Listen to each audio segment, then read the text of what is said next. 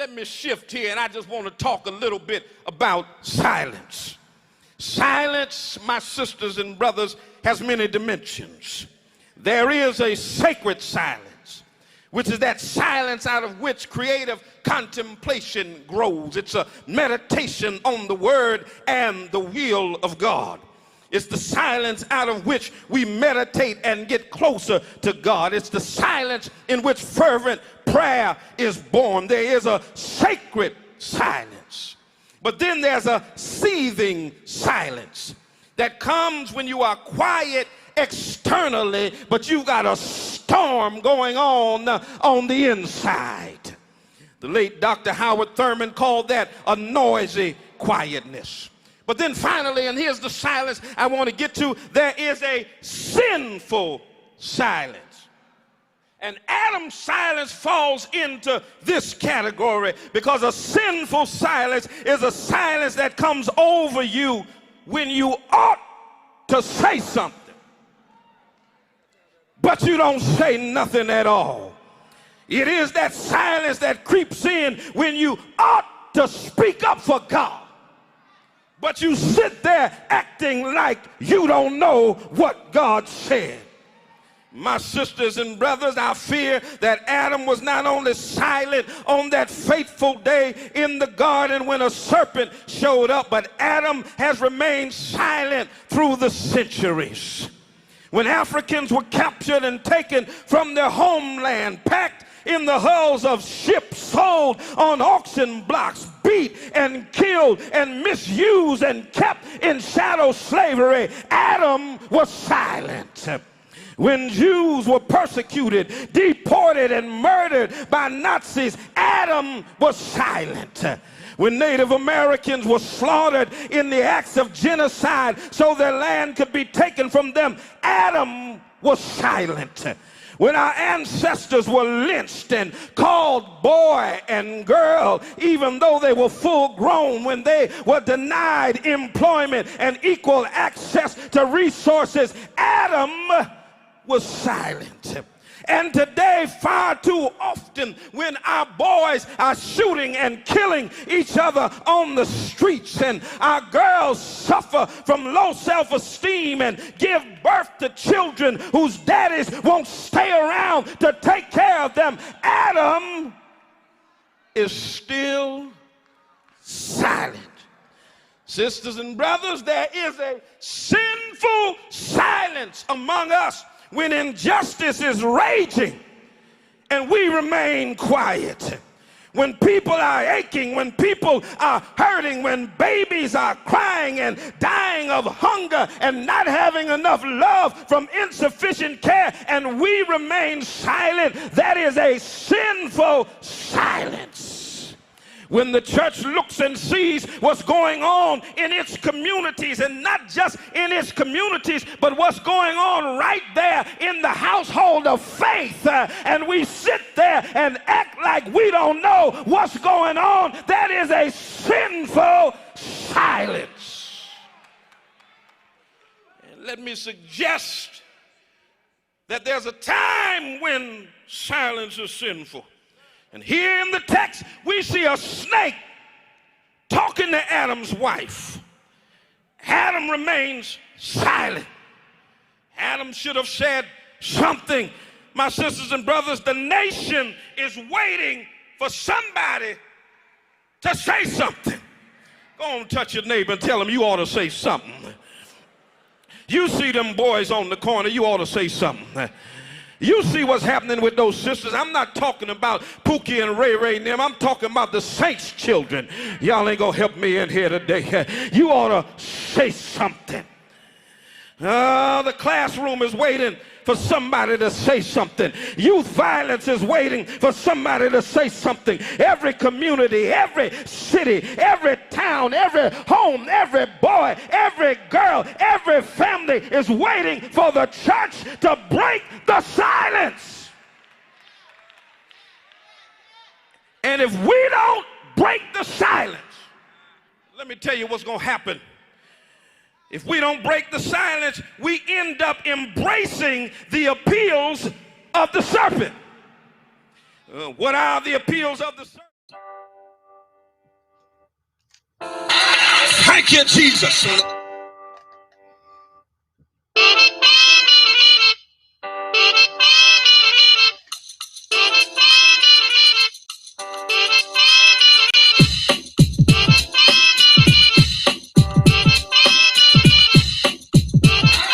Thank you, Jesus.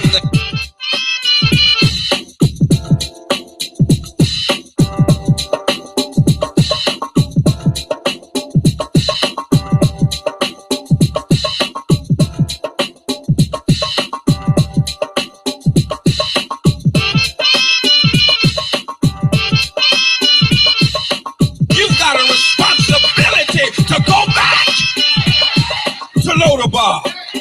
Your work's not done just because you made it to the palace. Bless the name of the Lord. But you've got a responsibility to help somebody else make it across. Thank you, Jesus.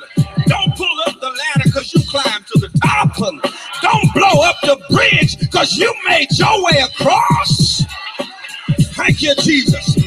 But reach your hand back down the ladder and pull somebody else up out of Lodabar.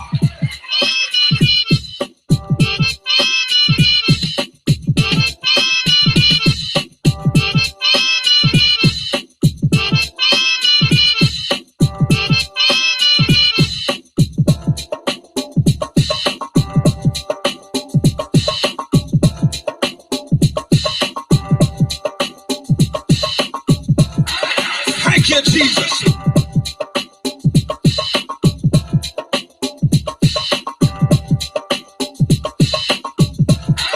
Thank you, Jesus.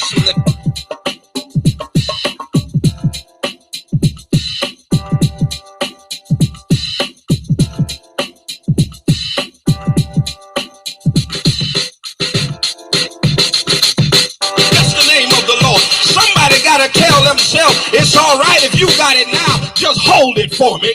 I'll be there to get it after a while. Oh, bless the name of the Lord. Thank you, Jesus. You got to make up in your mind that what God has for me, it is for me.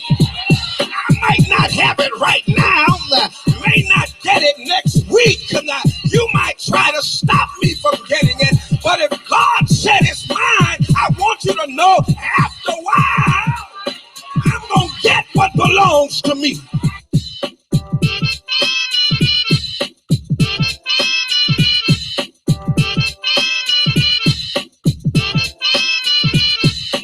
Sometimes God got to strip what you got so you don't depend on yourself. He got to take away from you so you understand how to depend on El Shaddai. Come on in here.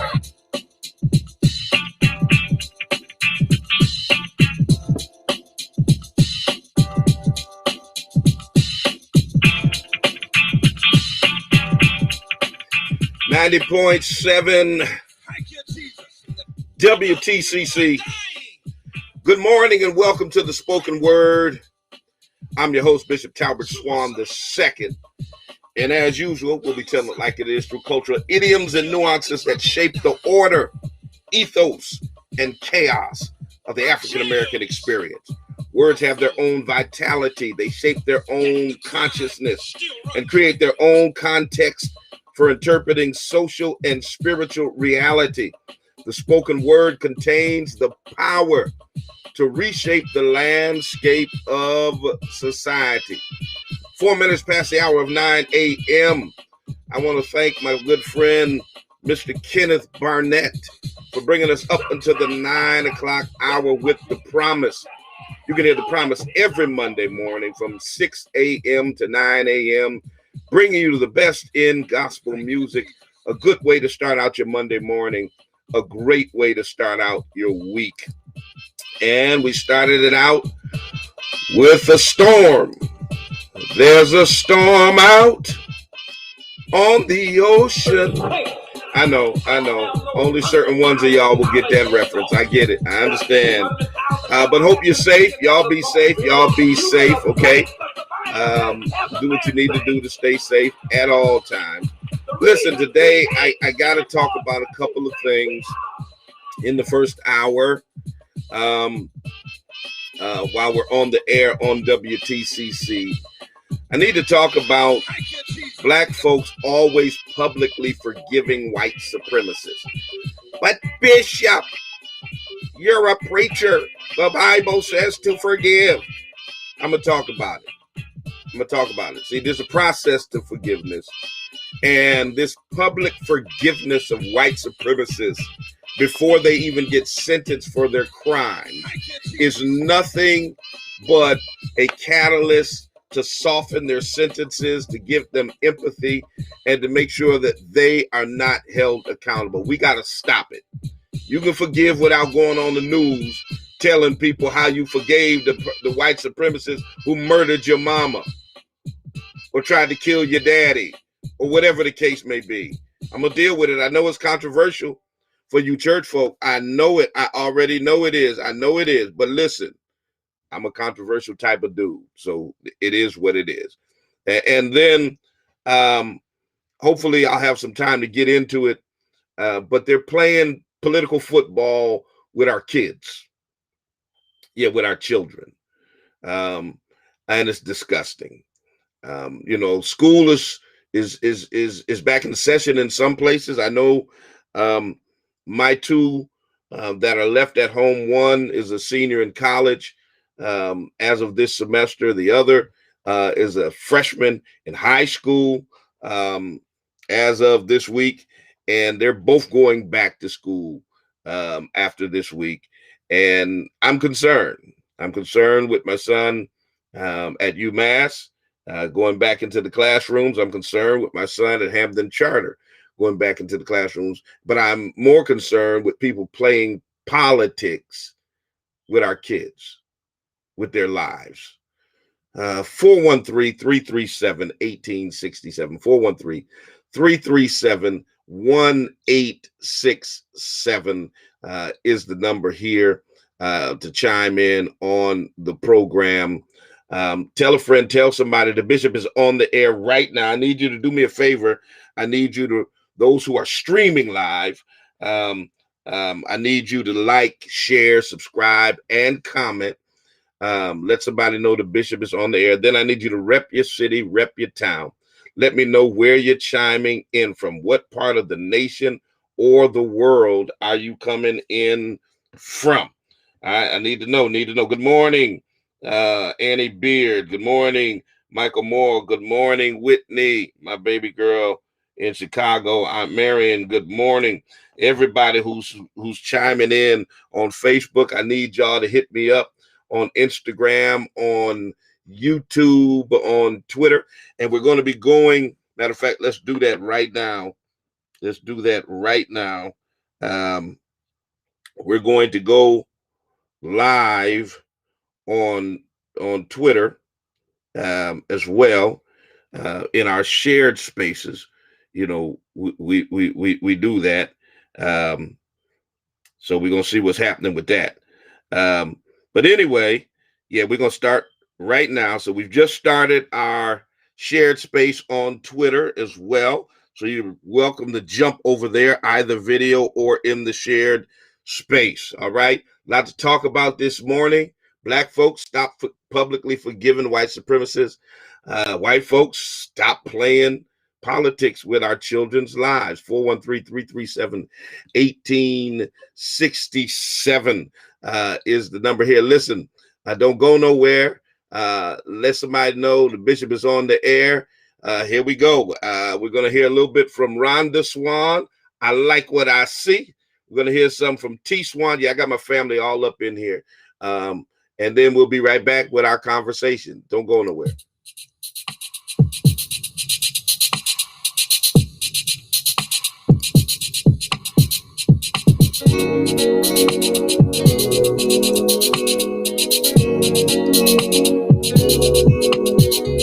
I look in the mirror and I like what I see. A strong, beautiful black woman staring back at me One who's seen a lot of pain and had her share of sorrow, but who never gave up hope for a brighter tomorrow. I've been lied to, cheated on, stolen from and hid, but it just made me stronger and I refuse to quit. That's right.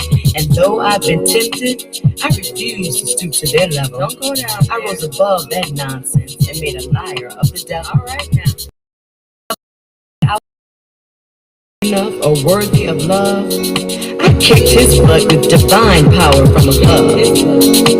Power that says I can do all things through Christ, which strengthens me and brought me out of darkness so that I could see that I'm smart, I'm beautiful, I'm a child of the King. Abundant love for me he came to bring. Oh yes, when I look in the mirror, I love what I see. That strong, beautiful black woman, that woman is me.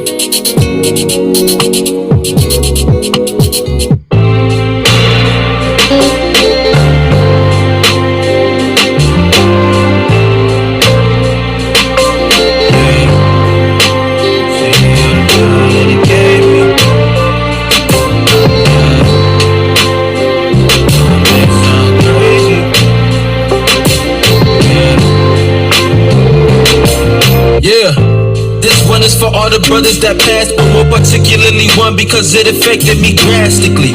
I remember my sister gave me the call and I was in awe. Matter of fact, it felt the farthest from reality. She seen somebody post RIP with his name and I said I doubt it's the same friend I had since the 7th grade. She said I'ma call his sister and double check and call me back. Said he hanged himself in his room and had been there for days. Initially it didn't hit me, then it clicked and I remembered that I hadn't seen or heard from the homie all week. Wish she had told me what had him feeling lonely and weak. I guess everybody got demons we don't even speak of, cause I was with him exactly a week before the call. Just under 20, he couldn't even purchase alcohol. My best friend for like 6 or 7 years. I'm not ashamed to say I shedded plenty tears, but it was hard. He was somebody I had plenty memories with. The first person I ever burned any trees with. The worst feeling is knowing that you would leave us in all this grievance without a reason. One of the first people to ever believe in me. When it came down to it, you knew you could call me if you needed me, cause that information I wouldn't have ever imagined. It's sad thinking about it. I ain't happy that it happened, but it made me. There was plenty times when I thought that it would drive me crazy, but looking back on it now I see all the drive that it gave me. I learned more about why I am who I am on the daily. I know it may sound crazy, but I'm glad that it made me. Yeah, was born the son of a pastor, he was who I was named after. Matter of fact, I even got some of his characteristics. Both of us got messages for the people. I just do mine with rhythm on beat, he do his on the pulpit with scriptures. Well connected, respected in the community. Ever since I was little, I felt like there was some pressure on me. It started off with little stuff like when my folk brought us to church and then they forced us to get up and say a testimony. Getting older, had to watch how I acted in public, cause people wouldn't hesitate to put that in discussion. Chatting like, isn't that the pastor's kid? I'm like, yeah, that's me, but please don't expect me to be exactly like my daddy. Don't discredit my family for how I am. I'm not a little kid no more, I'm now a man. And I ain't pointing fingers, I'm not trying to do no blaming at all. When it comes to how I came up, I wouldn't change it at all, because it made me. There was plenty times when I thought that it would drive me crazy, but looking back on it now I see all the drive that it gave me. I learned more about why I am who I am on the daily. I know it may sound crazy, but I'm glad that it made me. Yeah, glad that it made me. Yeah, glad that it made me. Looking back on it now I see all the drive that it gave me. So glad that it made me.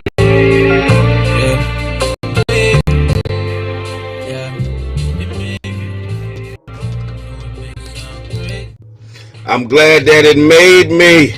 That's T. Swan, my beloved son, in whom I'm well pleased. Check him out.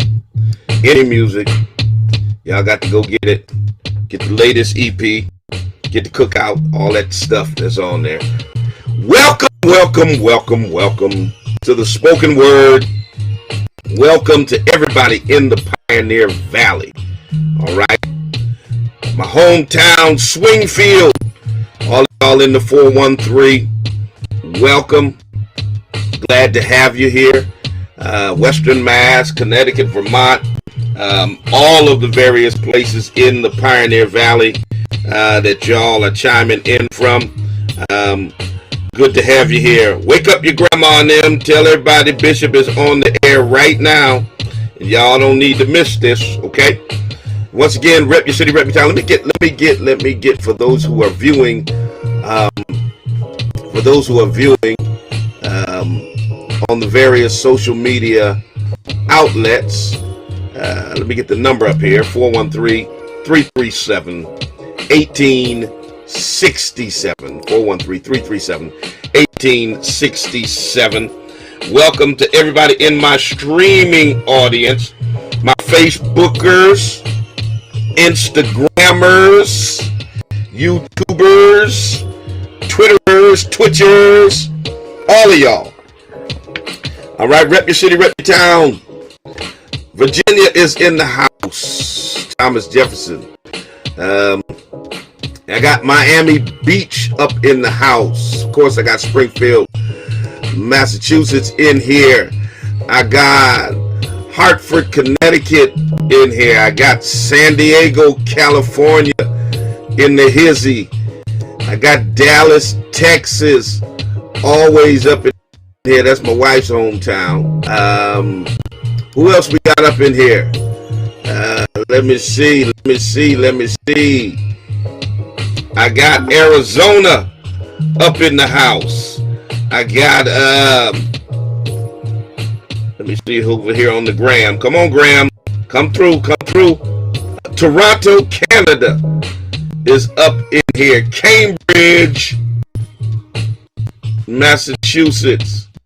New York is in here. Los Angeles, California is up in the house. Another one from Phoenix, Arizona. I got Missouri up in the house. Let's see. Where y'all at, YouTube? Where y'all at? Okay, Miami, up on YouTube. Union, New Jersey is in here. Maryland is in the house. Another Virginia is up in here. Welcome everybody who's repping us in Nashville, Tennessee is in the house. Welcome everybody from everywhere, from wherever you're from. I'm glad to have you here. I got a whole nother crew with me here on Spaces, and I gotta get used to this Spaces thing, man, because I had my mic off the whole time. I'm sorry, y'all, on Spaces, but here I am. So I got my crew here on Spaces. So y'all can go right to Twitter, go right to Spaces, and I think I got a better way to get y'all up on into the conversation to my Twitter Spaces folk. Listen, 413-337-1867. What is up? Listen, I'm a Christian.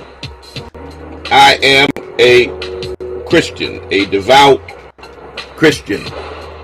Been one for a long time. Follower of Christ.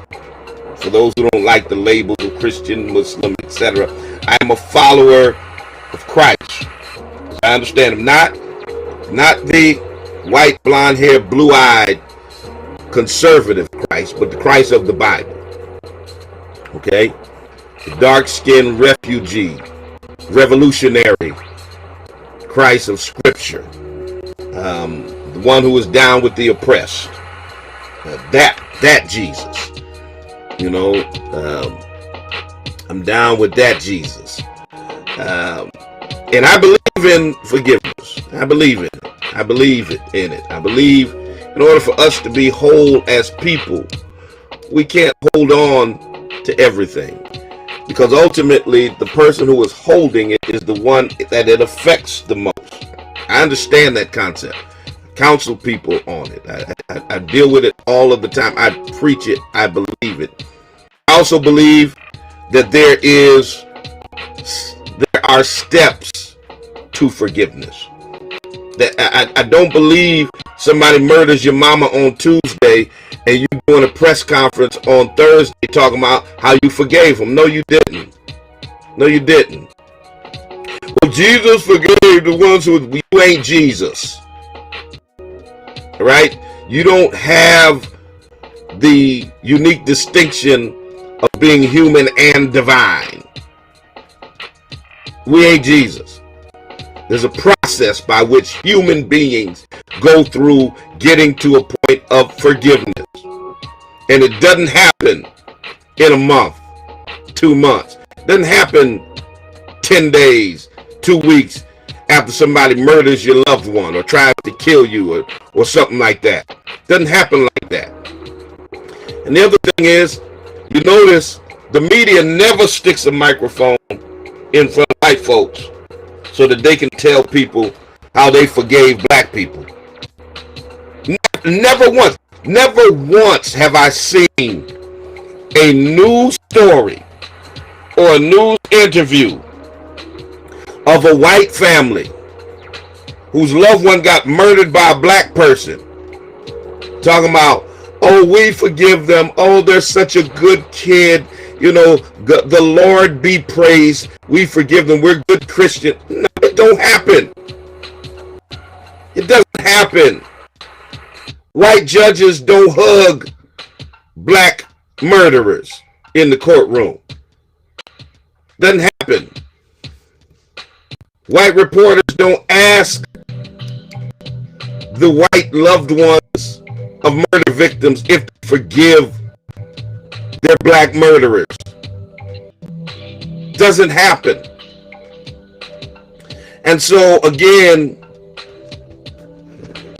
just the other day, a black couple announced how they forgave their white neighbor who shot bullets into their home.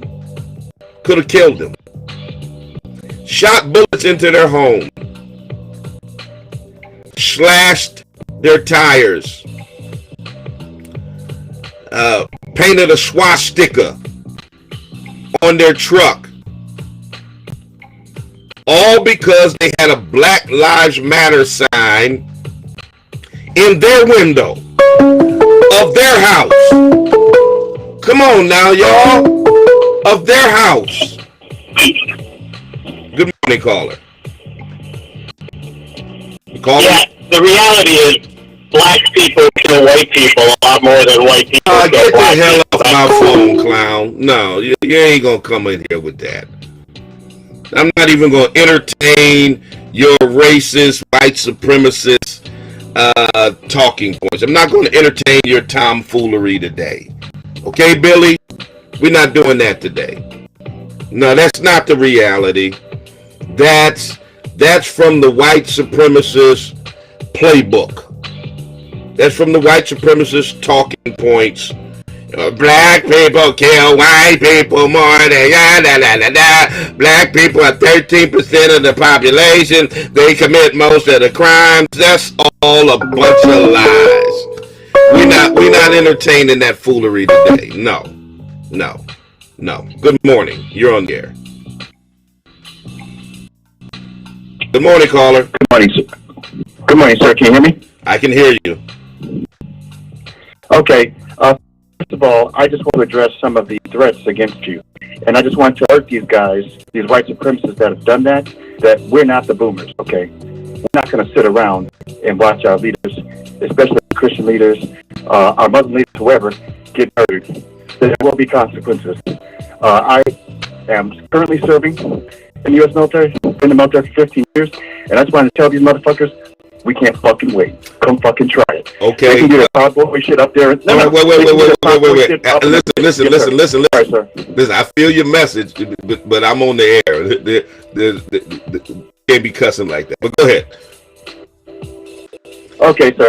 I was just going to say, hey, they can do their cardboard ship, their stuff, up in the Pacific Northwest, where there aren't a lot of black people. But the rest of us, we waiting for you anytime. The other thing I want to say is, I want to them to understand that black Americans not only built this nation from a effing wilderness for free, but we also fought for it in every war, most likely against the country they came from, especially if they're a European, especially if they're an Asian, if they're a Southerner. Black Americans defended this country from you, and we will continue to do so. And we will not let you harm the people who stand up for us, like you, obviously, Brother Bishop. All right, man. Appreciate your call. Thank you so much. 413-337-1867. 90% of white people that are murdered by white people. That's a fact. So, you often get white supremacists like Billy who call in here or put on social media, those racist talking points about black people killing white people and all that stuff. 90% of white people that are murdered by white people.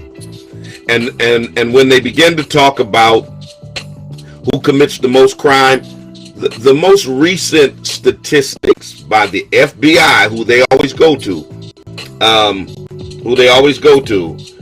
in terms of the crime stats, and they skip everything. They go right to murders, because according to the FBI stats, 50.5% of murders are committed by black people, according to the FBI stats. Now, what they don't tell you is the majority of those people that are murdered by black people are black people. They're not white folks. And what they also don't tell you is that the majority of all other crimes that are committed by white people, specifically white men. So when they say half of the crime, no, it's not half the crime. They're talking about half of the murders. They don't want to talk about overall crime, because then I can flip and use the same FBI statistics to slap them in the face with. And since I got them in front of me, let me just read them real quick for you, Billy. Okay? According to the last available FBI stats, whites commit 70% of all total crime. And now here's the thing they'll also say. So let me just get this out here as well, because the other thing they're going to tell you is, well, let's look at it proportionately. Black people are only 13% of the population. First of all, I don't believe that. I believe we're undercounted in the census. But be that as it may, what they're trying to say is crime committed by black people is disproportionate to their population. Then they'll tell you white people are 75% of the population, so all of this, the percentages of white people is below their population number, so it's not disproportionate. That's another lie, because the 75% or the 73% rather that they always quote for white folks include Hispanics, people who are categorized as Hispanics. When you go to the category of white non-Hispanic, they are only 60% of the population. Okay? Let's get it straight. I know statistics. So white folks represent 60% of the population, but commit 70% of all total crime. That's disproportionate with your population. Okay? 70% of all crime. 69.8% of all rapes, white folks, particularly white men. 62% of assault, white folks. 69% of burglaries, white folk. 66% of all larceny, all thefts, white folk. Every stat so far is proportionate with your population. 71% of all arson, you bunch of pyromaniacs, white folks. 62% of all violent crime, white folks. 68.5% of vandalism, white folks. You can get this right from the FBI stats. Okay? 75% of all sex offenses, you perverts, white folks. 71% of all drug violations, White folks, 82% of all DUIs, you bunch of drunks. White folks. Come on, Billy. Defend all of that. I didn't make that up. I put the link up on my social media, straight to the FBI stats that show you who commits the crime in America. Don't ever call my show with that foolery. I don't know why you try to test me like I'm ignorant. Boy, understand, I does my research. All right? So let me get back to what I was saying, and I want to bring some of my folks who are up in here on my on here. So this white dude shoots into this black couple's home, slashes their tires, paints a swastika on their truck. Dude's name is Michael Frederick. And he tells the court, you know, he shot into their home, but he didn't mean to attack them personally. What the hell? Wait a minute. You shoot a gun into my house and put me and my family in danger?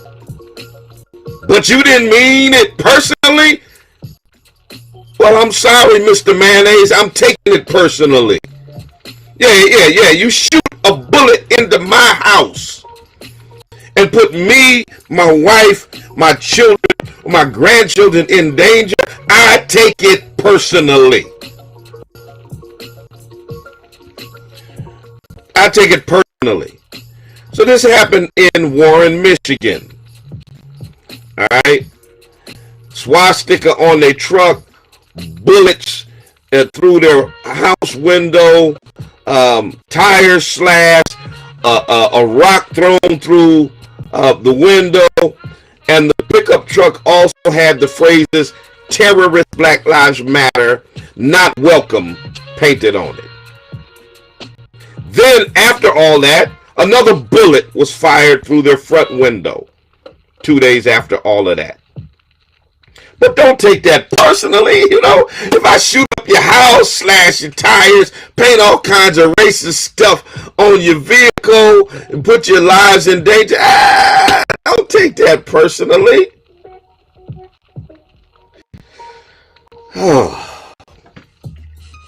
So, the Halls, the black couple, and God bless them, I get it. And I don't mean anything disparage about the couple. I just want to talk about this pathology among black folk that whitenized religion has done to them, to make them think they're obligated to prove to the world that they're a Christian by announcing their forgiveness for people who try to murder them. You don't need to do that. There's nothing in the Bible that tells you you got to do that. Nothing. So Mrs. Hall says, "I'm not angry. I'm forgiving." And this is the part that makes me cringe. The part that makes me cringe is not that she said, "I'm not angry. I'm forgiving." You know, that kind of stuff. That's not what makes me cringe. Y'all want to know what makes me cringe? What makes me cringe is she says this. She says, "You're a good kid. You made a bad choice, and we understand that. We've got children. We're not hateful people. We're Christians." Now, bless her heart. Bless her heart. But let me be clear. A good kid that made a bad decision is the kid that, you know, under peer pressure, went into the store and shoplifted something. A good kid that made a bad decision is the kid who decided to smoke weed in the bathroom at school. A good kid that made bad decisions. Y'all get where I'm going. A good kid that made bad decisions is not a grown behind 28-year-old man who shoots bullets into your window, ma'am.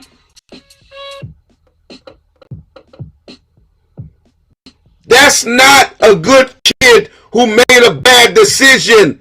That is a racist, white supremacist terrorist, a danger to society who needs to be taken off the streets. That ain't a good kid, ma'am. That bad decision could have your children and your grandchildren at your funeral. That bad decision could have you going to your husband's funeral. I'm sorry. A grown behind 28-year-old white man who shoots bullets into your house is not a good kid making bad decisions. The 15-year-old who smokes weed in your basement is the good kid making a bad decision. There's a difference, ma'am.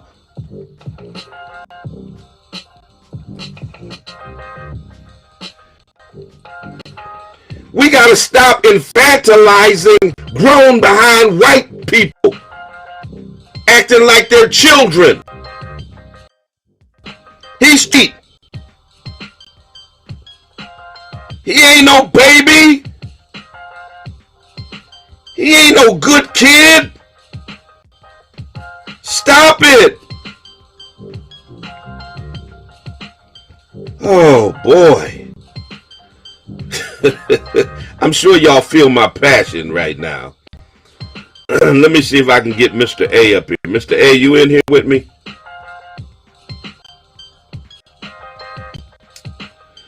Trying to get folk up on my I got Mr. A, and don't forget up here, Mr. A, don't forget who's in here in my spaces.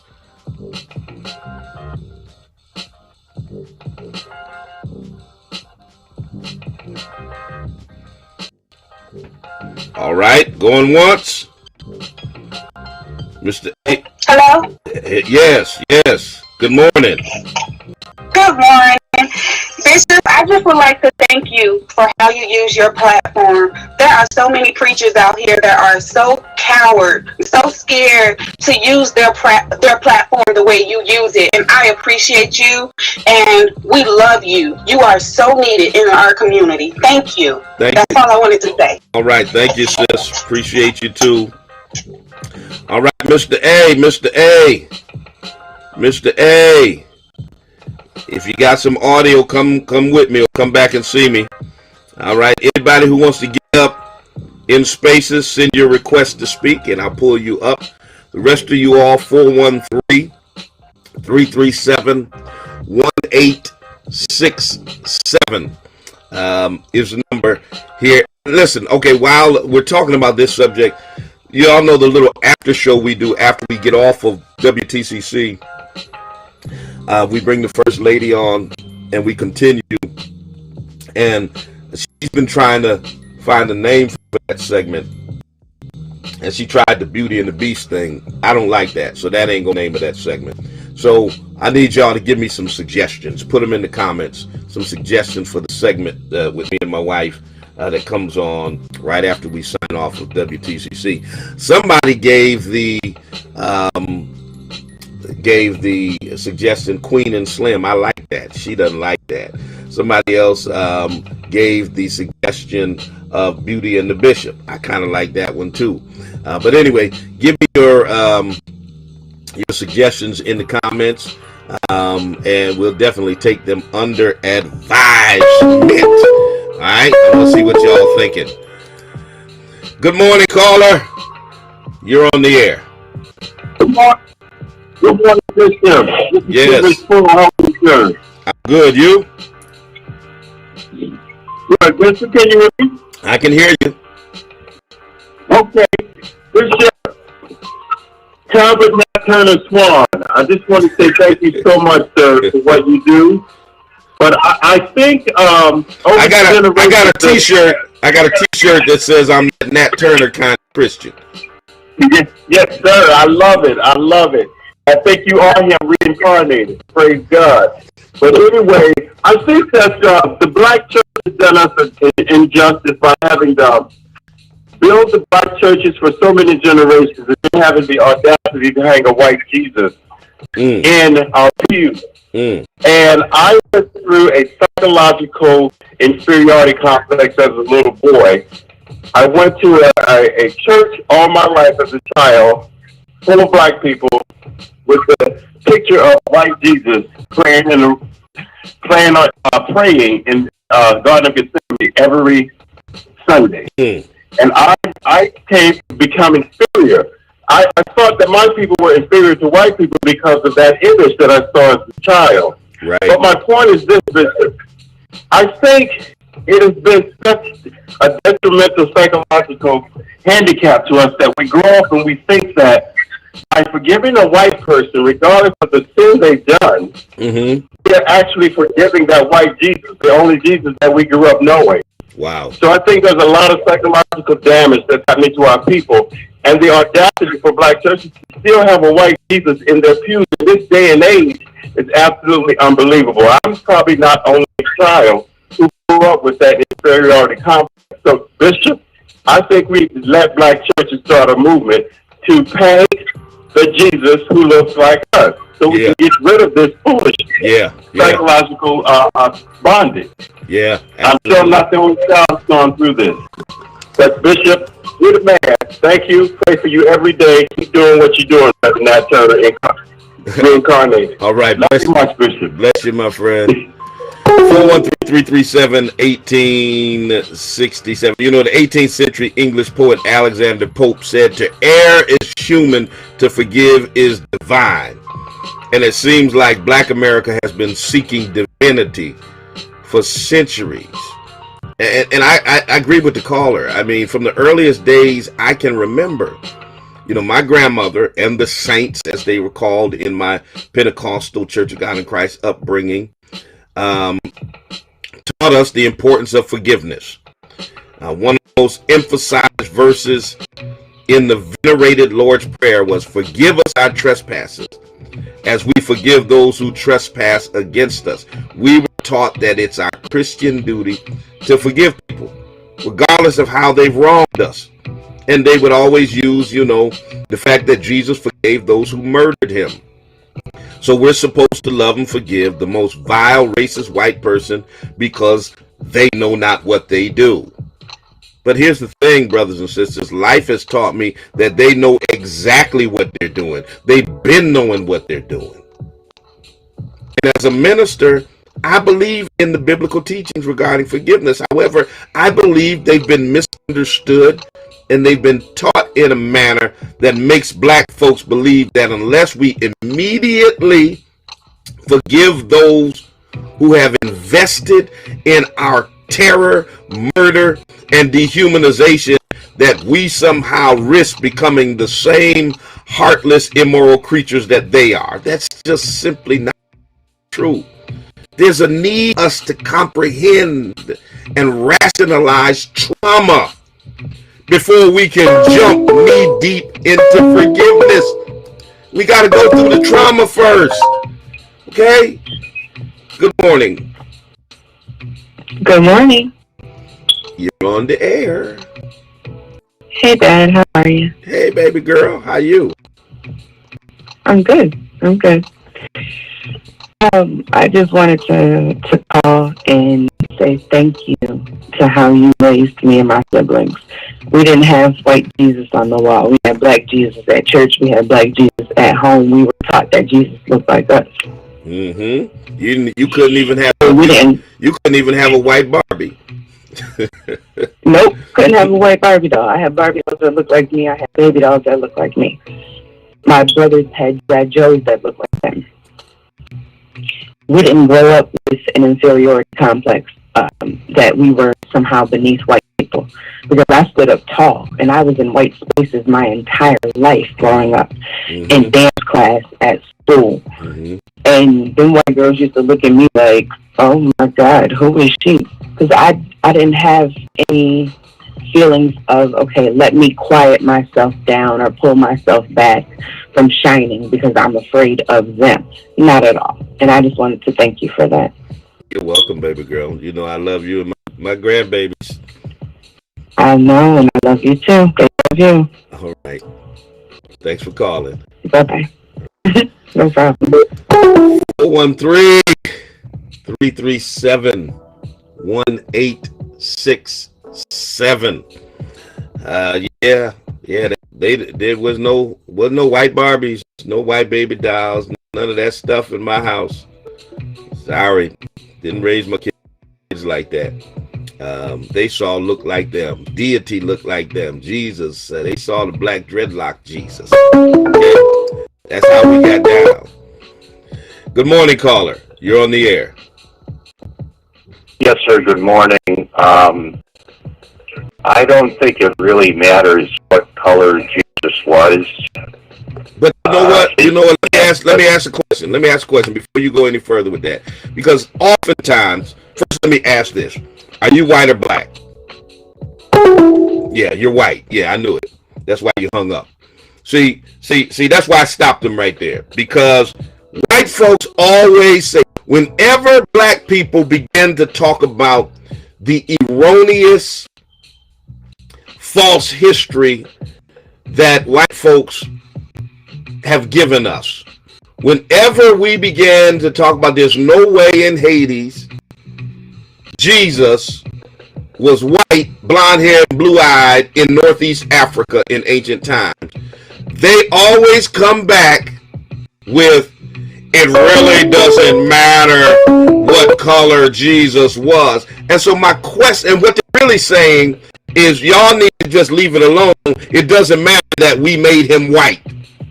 And so my question to them is always, if it doesn't matter what color Jesus is, why'd y'all change him to white to begin with? Because y'all don't even believe that it don't matter. Because if it didn't matter, you wouldn't have changed a black dreadlocked Jesus into a white, blue-eyed, blonde-haired surfer dude if it didn't matter. Good morning, caller. You're on there. Good morning. How you doing, Bishop? I'm good. You? Bishop, brother from Mississippi. Mississippi, what's happening? Man, I tell you what, I love your conversation because you're rescuing people from illness. Yeah, that's what we're trying to do. That's what you said. That's what you're saying, man, about forgiveness, man. People been playing on black folks with that for years. Listen. And also, you talk about the color of Jesus. How could Jesus been white and he hid out in Egypt? Well, see, you know they want you, they want you to believe that the Egyptians were white. See, here is this another erroneous talking point. They always use this term. He wasn't from sub-Saharan Africa. See, they want you to think that black people only existed beneath the Saharan desert. They want you to believe that anything above the desert were white folks. All of Northeast Africa were white folks. All of what they now call the Holy Land or the Middle East, which is nothing but Northeast Africa. They want you to believe that those were all white folks and black folks were only sub-Saharan Africans, which is just false. It's a false narrative. Man. You know what it is? Years ago, I had a white guy that was a doctor in theology that argued me up and down that Israel was not on the African continent. He obviously never looked at a map. It's on the same tectonic plate as Africa and the whole nine, but they want you to believe Middle East is somehow different from Africa. The only thing that separates the so-called Middle East from Northern Africa is the Suez Canal, which is a man-made waterway. Man dug that out in the 1850s, long after Jesus. There was no Suez.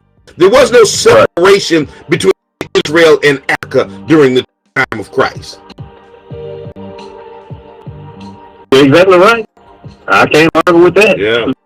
But let me hang up. I'm finna listen to you. All right. Listen to you teach you, because what you saying is real. All right. Bless you. 413-337-1867. 10 minutes before the hour of 10 o'clock.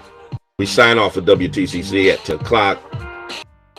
Coming up at the 10 o'clock hour, First Lady is coming on. Y'all gonna give me a name for that segment. And we've got a couple city councilors that are going to be on with us. City Councilor Tracy Whitfield, City Councilor Justin Hurst. So those of you that are local, stay tuned, stay with us, don't go nowhere. Good morning, caller. You're on the air. Good morning. Can you hear me okay? I can hear you. Good. Thank you, Bishop. My name is Sharice. I want to thank you for this discussion. Stop forgiving white supremacists.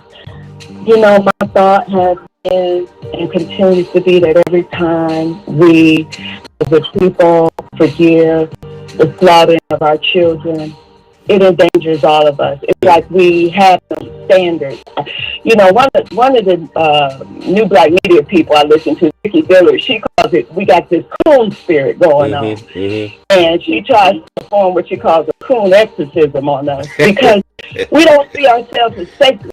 You know, we see others as sacred, but we see ourselves as unimportant, small, meaningless. But here's the other thing. Here's the other thing, sis.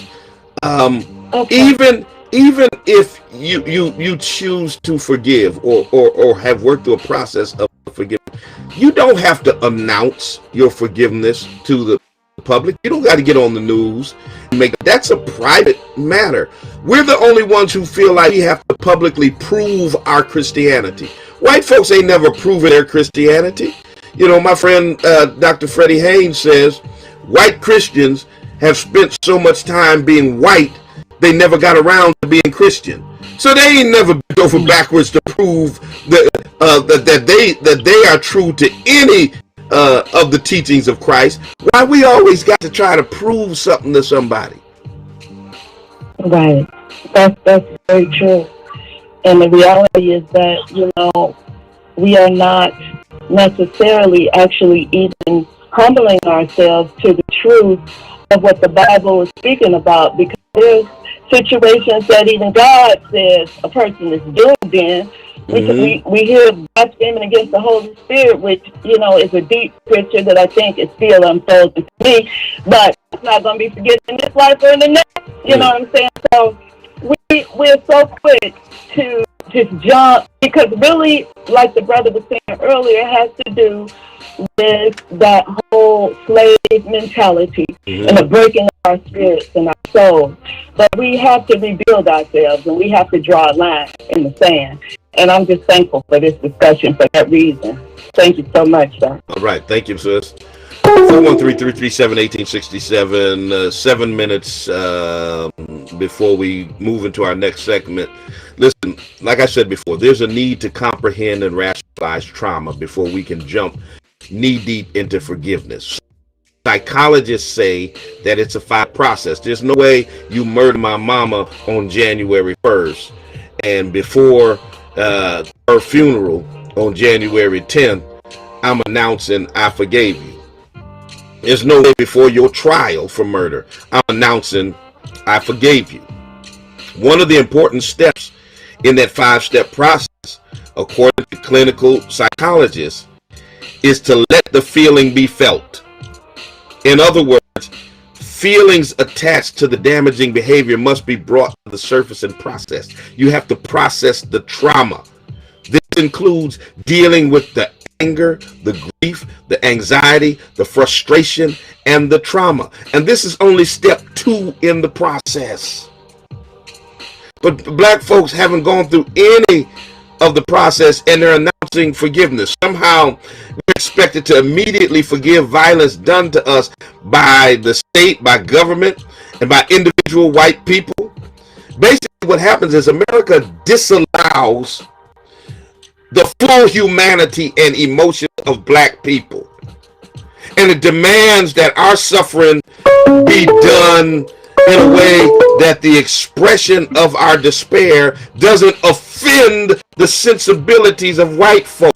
It doesn't spark their guilt or their fragility. So we're looked at as animals, like we don't have human feelings, and we're supposed to automatically forgive. Where our instantaneous forgiveness of racial violence perpetrated against us basically is white America's unearned expectation. They expect it, and for us to do any less, they think it's callous and victimizing to them. It's crazy. Good morning, caller. You're on the air. Yeah, Bishop, this is my last time calling in. Yes, sir. I want to honest opinion. I was raised up in the conjugate and the CLG. I'm sure you're familiar with the CLG. Because Yes, I've seen one of the sister preacher now was with the CLG. I think she preached at your church. Mm-hmm. Yeah, one of their. My question is, and I'm very serious about this. This is what I'm going to ask you. Do you believe that there's a such thing as a house Negro demon? I believe there's a such thing as a house Negro demon. A house Negro demon? Well, that's the same thing my sister was just saying when she was talking about Sister Vicky Dillard, calling it a coon spirit. Yeah, coon spirit. I think I actually believe that there's a such thing as a house Negro demon that need to be cast out. Yeah. You know, when I was you about in your late, you look like you're in your late 40s or early 50s. But I remember when I was young, they used to have people tearing for the Holy Ghost years ago. But I'm sure you coming through that area to the people we tell tearing. Yes, sir. Tearing for the Holy Ghost. Yes, sir. Absolutely. And then on top of things like drinking, alcohol, dinner, fornication, I believe that there is a house Negro demon running wild and wreaking havoc in America. Yeah. Really do. And I rebuke that. And I'm going to hang up there and listen to you. All right, thank you, sir. We rebuke that coon spirit in the name of Jesus. I love y'all, boy. Y'all are something else. Oh, man, listen. Let me make a couple of announcements before we transition. Want to remind you that we got coming up on September 9th through the 12th is the annual Holy Convocation of the Nova Scotia jurisdiction of the Church of God in Christ. We'll be at the Spring of Hope Church. I got Bishop Victor Rush on Thursday the 9th, Supervisor Madeline Norfleet on Friday the 10th. We've got a big Hope Festival on Saturday, September 11th. Not only is it the 20th anniversary of 9/11, but it's an opportunity for us to push you all towards education about this COVID virus. And we'll have health professionals on site. We got so much going on that day. We've confirmed so many. I've got Pastor Jesse Burgess and the Singing Saints. I got George Lovejoy and his group coming. I've got the Reverend J.P. Morgan. We're partnering with Spirit Life Entertainment, Sam Bradley. Oh man, I got DJ KLS is going to be there. We're going to have games. We're going to have music. We're going to have dance. We're going to have entertainment. We're going to have Dunk the Bishop. Yeah, we're going to have that as well.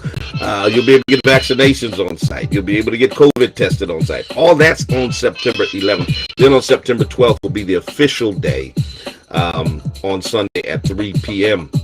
Then on September 16th, the NAACP Annual Freedom Fund. Listen, the information is out right now. Register. Go to focusspringfield.com/NAACPGS. NAACPGS. Go there right now. Somebody put that in the comments somewhere. Focusspringfield.com NAACPGS. Go there right now and register for the Freedom Fund. Dr. Jamal Harrison Bryant, my brother, out of New Birth Missionary Baptist Church in Georgia, former Youth and College Division President of the National NAACP, is our keynote speaker. It's going to be off the chain, for real. Y'all, the next segment, bringing up the First Lady. Y'all get those names in there. Tell me what names you like for this segment. And listen, for all of you in the Pioneer Valley that are listening on WTCC, come on over here to the social media side. The next time I talk to you and you talk to me, always remember, God loves you, so do I. Don't touch that dial. We'll be right back.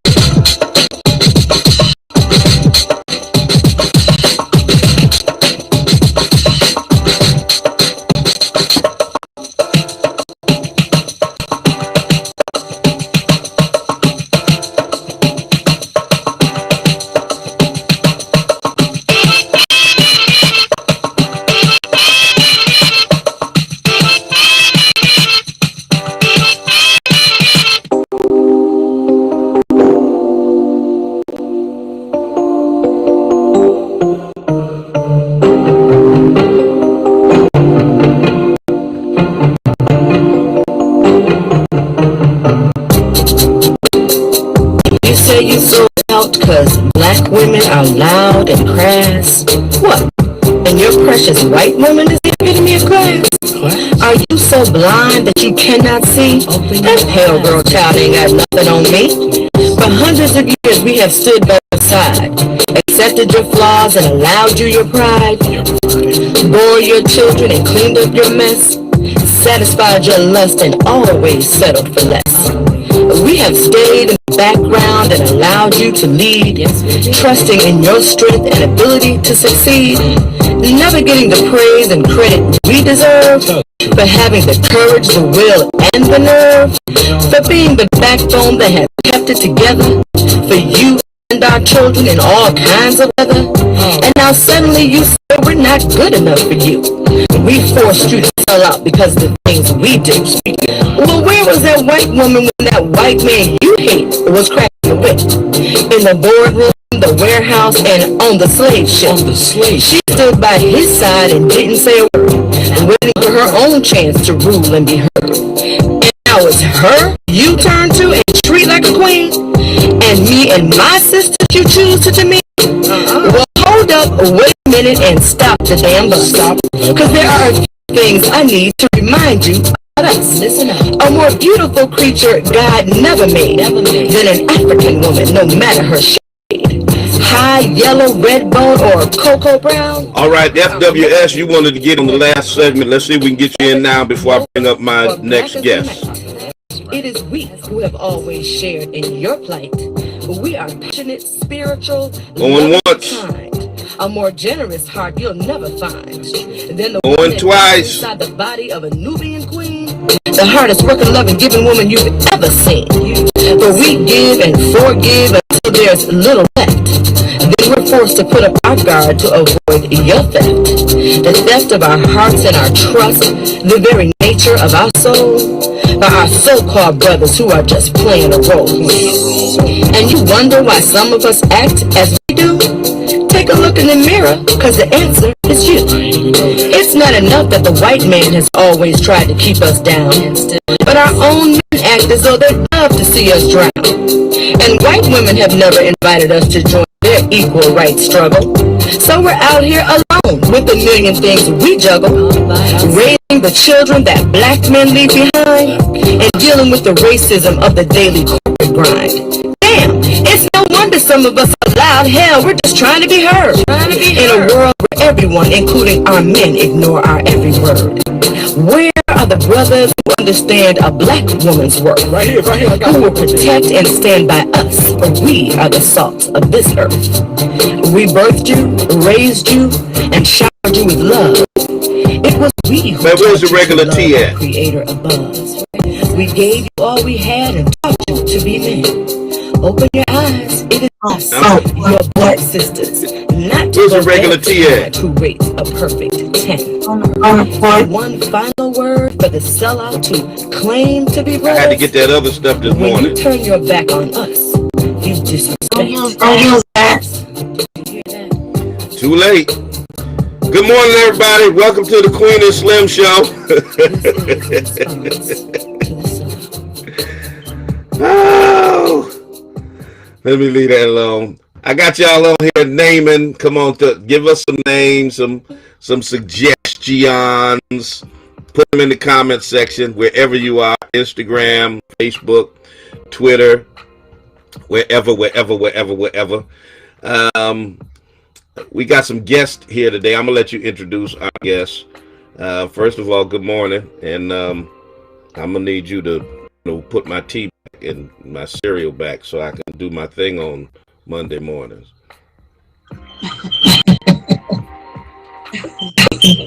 I can't see my guests. Way I can see them. Yeah, when I bring them up on the stage. Oh, okay. I asked you to introduce them. You introduce them, and then I bring them on the stage.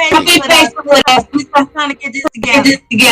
Hold on. We got some sound problem. I think I can fix that real quick. All right, y'all to do that. All right. Is that better? There we go. We good. Okay. All right. Good.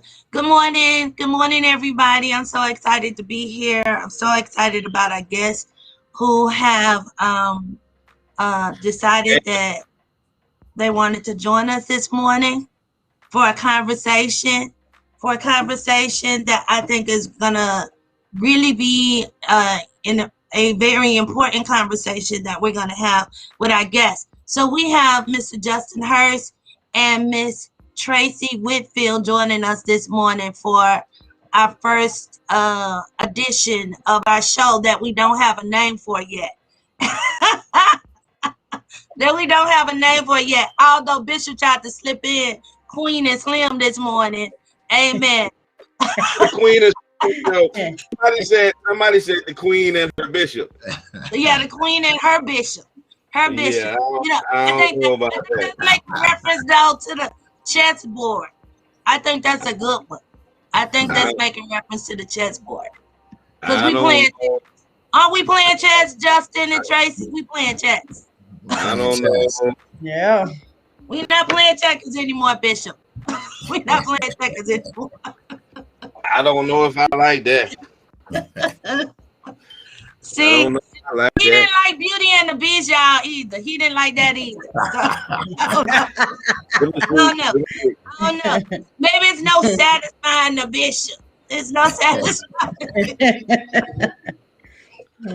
But good morning. Thank you so much for being here. Good morning. Thank you for having me. Thank you for the invite. Listen, I'm a make this statement now. I'm gonna make this disclaimer now. This is the first show that Bishop officially asked me to produce, and so you both are my first official guest. So again, make me look good. You already look good, sister. You already look good. So thank you. Bishop, did you want to start? Oh, me. Go ahead, Justin. I'm sorry I interrupted. Bishop, they said that they can't hear us. They said the music's playing over our voices. So I don't know if there's something that you can do on your end. They said only the music's playing. Really? It might be that individual's system. Okay. I need y'all to throw a comment in. Tell me if you can hear everybody. You should be able to hear everybody. You turn the music off, right, Bishop? Let me know that there is background music playing, but it's softly in the background. It shouldn't be over the voices though. Okay. All right. Come on, y'all who are listening. Let me know you can hear everybody. Yeah, they're saying they can hear. Beautiful. Okay. Let's do it. Okay. All right. Bishop, you want me to start? Yeah, go ahead. Okay, the queen is about to move. Always remember the king has another move. Yeah, yes, he does. Yes, he does. So again, I'm so excited to have you both here. What I'm gonna try to do is have a conversation. Bishop, certainly, he is the showrunner, so he can jump in anytime he would like. But I just really wanted to invite both of you here for several reasons. As you know, this is a very important election cycle that we are experiencing here in our city. And I think it's probably one of the most historic election cycles that we've experienced in a very long time. Now, I'm not a native of Springfield. I think the rest of you are. Of course, you know that I was born and raised in Dallas, Texas, but I came here when I was 21 years old. And I've been participating in elections, and I've been involved certainly in local elections for 33 years, for the last 33 years. And again, with there being a critical election cycle, and I also want to tie into the fact that Bishop was one of the plaintiffs on ward representation and suing the city. And and just to kind of bring it up to today, I think that what we see on the city council today, you, Justin, you, Tracy, and then some others certainly, and Black and Latino counselors, or whatever the case may be, is a real reflection of the work that went into suing the city for ward representation. So you're a reflection of all of that, along with all the stuff that's going on in the city. Certainly, along with all the stuff that's going on in the city concerning, for instance, our police department, police brutality, certainly gun violence, racism, the police commissioner and the call for her termination. She should have never been hired in the first place. But anyway, we can get into that a little bit later. I really wanted to talk to you two first. And I'm sorry that I did that, but I really want to talk to you two first to kind of get your perspective on how you got into politics. What has been your experience since being, on the city council, and kind of where we are and where you want to go, and where you want to take us, certainly politically as a community. So we'll start with you, Justin. First, tell us, how you got into politics, or what drove you, certainly to run for city council. I was just getting ready to pass it off to the vice president. I thought that was only right. But if you insist, I'll certainly get started. Okay. I was born and raised in the city of Springfield. I grew up here. My parents were involved in politics, as many of you know. They were involved in serving their community. So I knew at an early age that I didn't have much choice but to give back to the community that gave so much to me. So upon graduating from the University of Virginia, I came back home, went to law school, and then I taught full-time, taught high school English. And, I always had a passion to impact more people. And so I said to myself, probably 10 years in, let me give it a shot. Those of you know, I ran. I was unsuccessful, actually came in sixth. And then it wasn't until, I was able to run with my wife 2 years later that I was able to get elected. So I'm sure she'll tell you that she had something to do with that. In terms of, serving on the city council, it's been an absolute pleasure. There are times in which, it's hard work, but good work. And I found that, what makes it even more rewarding is when you serve with people like Councilor Whitfield, who, as long as I've known her, has never been afraid to speak truth to power. I mean, she came on the city council ready to speak her mind, guns blazing. She didn't care who was in front of her. And so for a long time, we had folks on the council that were timid. And so, when you're the only one that's out there speaking up and making noise, sometimes you end up being the target. And when you don't have anybody that has your back, it makes it extremely difficult. And so as long as Councilor Whitfield has been on the council, she's always had my back. And, the reality is, we're pushing for issues that matter to the community, whether you like it or not. And so as long as you have that mindset, Councilor Whitfield and myself, I believe, have been able to do some things that many other folks have not been able to do. So in terms of moving forward, and what it is that I would like to see, I mean, we got a lot of money here. There's 127 million, Councilor Whitfield, that, we need to make sure our communities are made whole again. And so I think the first priority needs to make sure that that money gets in the hands of those that need it and that we don't have any wasteful spending. So with that being said, I'll pass it over to Councilor Whitfield, my dynamic duo, I'll say. I love it. Thank you. Batman I love that title. That's y'all show. I love that title. I definitely appreciate Counselor Hurst all the time. So I wasn't, raised in a political family at all. I kind of got started when I myself decided, when my kids got a little bit older, because as a single mom, I wasn't able to be out there as much as I wanted to be, or I thought I wasn't able to, because I was so involved in, in their success and sports and acting and all that stuff. So I didn't have a lot of time. But when they got a little older, I started getting involved with organizing in the community and activism. And I think that's kind of what sparked my interest. But what pushed me to actually run for office is when I worked in the finance department of Springfield City Hall. And I seen the injustices that was happening at City Hall. And even to me, I seen how, Black and Latino people were treated internally in City Hall. I seen where the funding was going and where it was not going, because I worked in finance. I seen some of the, what I consider back handling of the finances and who was finding out the information ahead of time.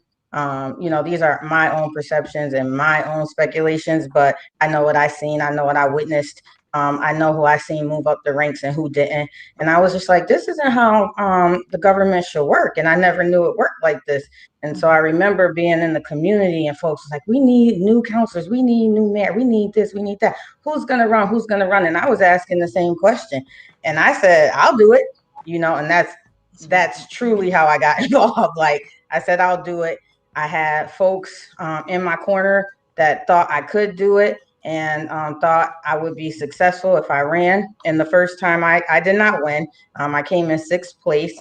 And then Tom Ash was a counselor at the time and went to work for Mayor Sarno. So I actually got into the seat that way in 2018. And then I ran again in 2019 and I came in 4th in the top 5 of the city council at-large candidates.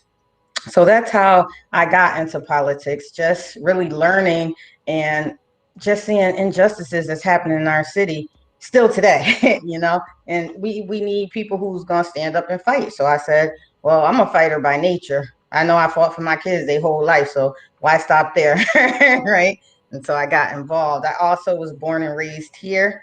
And I think like what's most rewarding for me is the fight with Counselor Hurst, is not being afraid to speak, is not having backdoor deals, loyalties, photo ops, and all this with certain people that's not doing the right thing for our community. And so if you're not doing the right thing, you're going to be called out, whether that lose me votes, whether it gains votes, whatever. I'm not here for that. I'm here to make sure that the people get what they deserve. And I'm here to bring truth to power, right? We need to know that truth.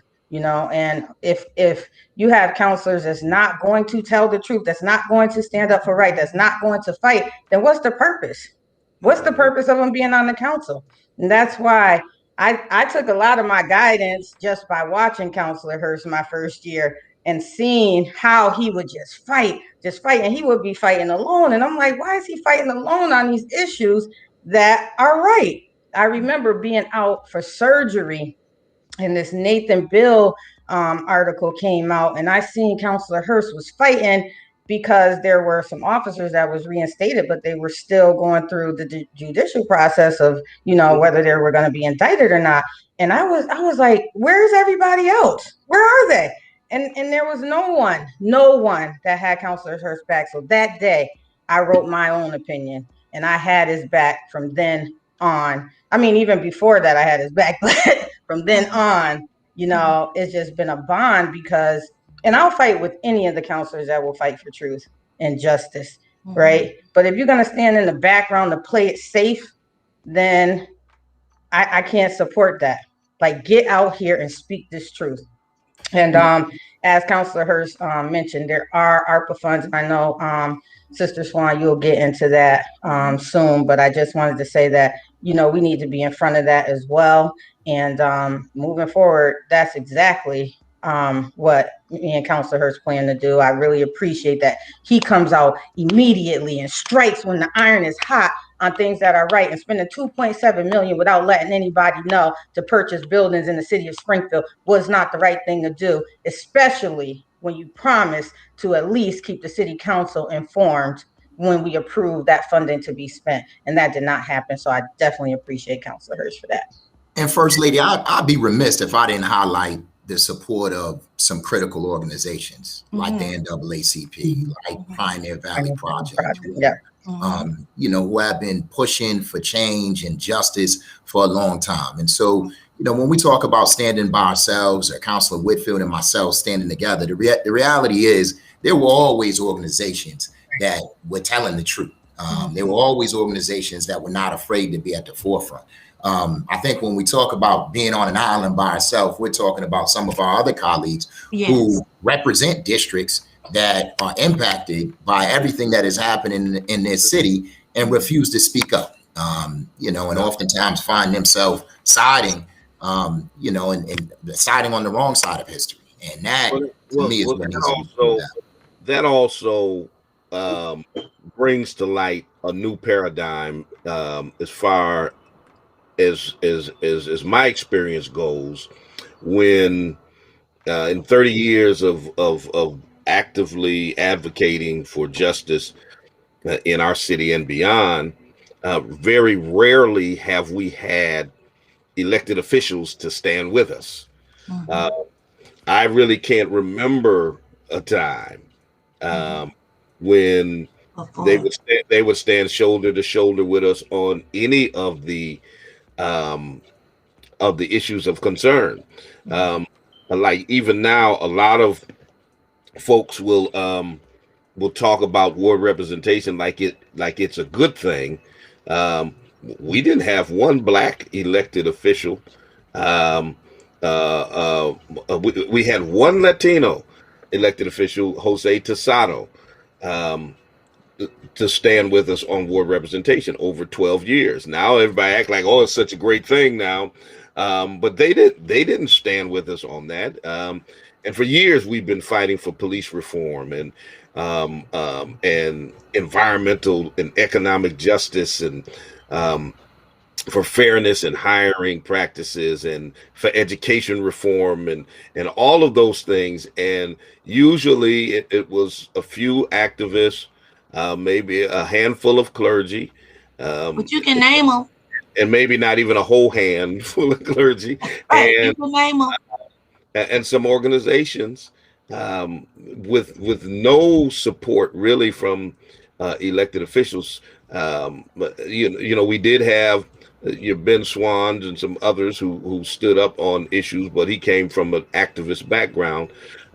So this is like a new paradigm where we have like built a partnership with elected officials around several issues, and you all have stood up and stood tall on those issues, even to your political detriment. Right.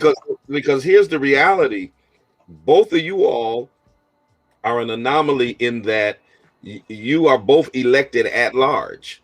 And so, the perception is you've got to play it safe and be careful because you've got to depend on white votes in order to get into office. And so you would think if anyone would play it safe around issues concerning the police, around not clashing with the mayor, around issues of racial injustice, that you all would be the ones that walk the tightrope and not those who are elected in their ward that are elected by predominantly a black electorate. But we find it just the opposite, that the two black councilors that are elected at large are the ones that are standing tall and risking political points, and those who are probably in safer positions are the ones that are soft shoeing it and playing politics with issues around the quality of life for black people.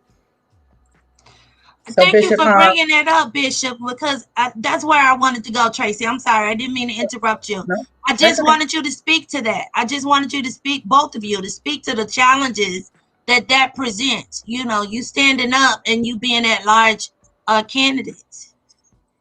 So first, I wanted to thank Bishop for his activism and organizing and everything and speaking out in the community for over 30 years. I certainly haven't been vocal for that long. And I also wanted to congratulate you on your social justice award that you got from the Indie Soul Fest. I got a political activism award there as well, but neither one of us was there to accept it. But I just wanted to congratulate you on that. As far as playing it safe, that's not why I entered the race. I didn't enter the race to play it safe. I entered the race to fight for what is right and just in the city of Springfield. And so if I wanted to play it safe, I would have stayed in the background. I would have stayed at home. This isn't this isn't what this is about. It's not to play it safe. It's to stand up for what is right. It's to stand up for all the people in the city of Springfield. And if I lose points for doing that, then I lose points. If I lose votes for doing that, then I lose votes. If I'm not elected for doing that, then I'm not elected, but I'm still going to fight. I won't be silenced, and I'm not scared to use my voice because of it. And so that's just where I stand, is where I always stood.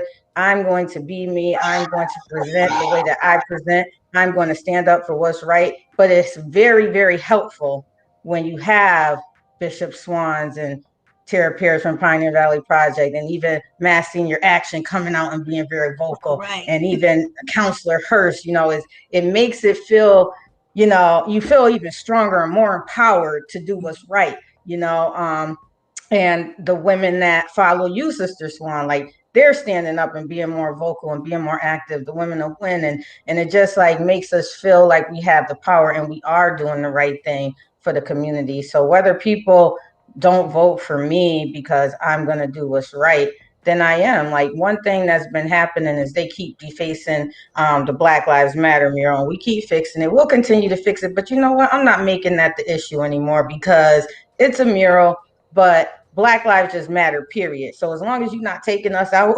I'm not going to keep fighting for that, because that's a diversion. So they're putting that out as a diversion so we can keep speaking up on that and taking our eyes off the prize, and that's the votes, and that's voting and getting back in office so we can continue to fight. So they could keep doing that. We'll keep fixing it.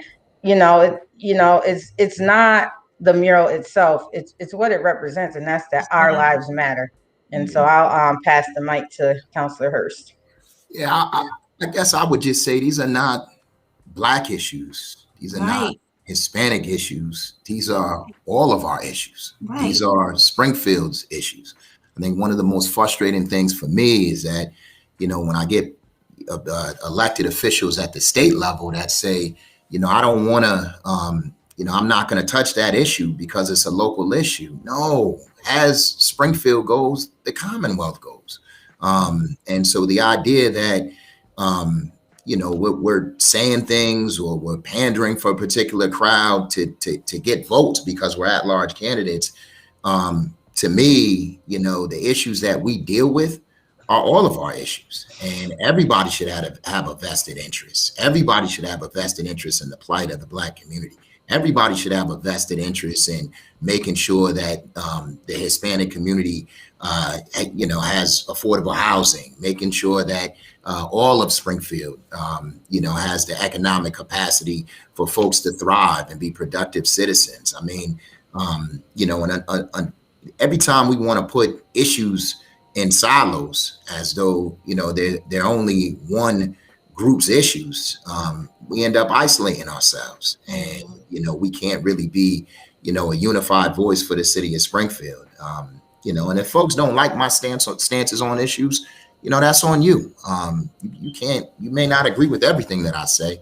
But my hope is that, I'm doing what is on, what I think is right. I'm doing what my conscience tells me to do. And, I'm going to continue to fight, whether, I get there, I get a certain group's vote or not. That's just what I'm going to do. And I'll never forget when my father said, after my first year, I think he gave me a year. And he said, in point of view, he said, I just want our city council to make some noise. He said, I don't care what noise it is. I don't care if it's good noise, bad noise, or otherwise, just make some noise. And it wasn't until I read that article and internalized it and said, you know what, somebody has to start standing up and speaking out for what is right. And if that leads to not getting reelected, then so be it. But I think what we've seen is the flip side. I think there are a lot of people that have wanted and have yearned for folks to speak up and speak out on these critical issues. Yeah. Oh, I think that this is definitely the right climate that we are in right now for leaders like yourselves.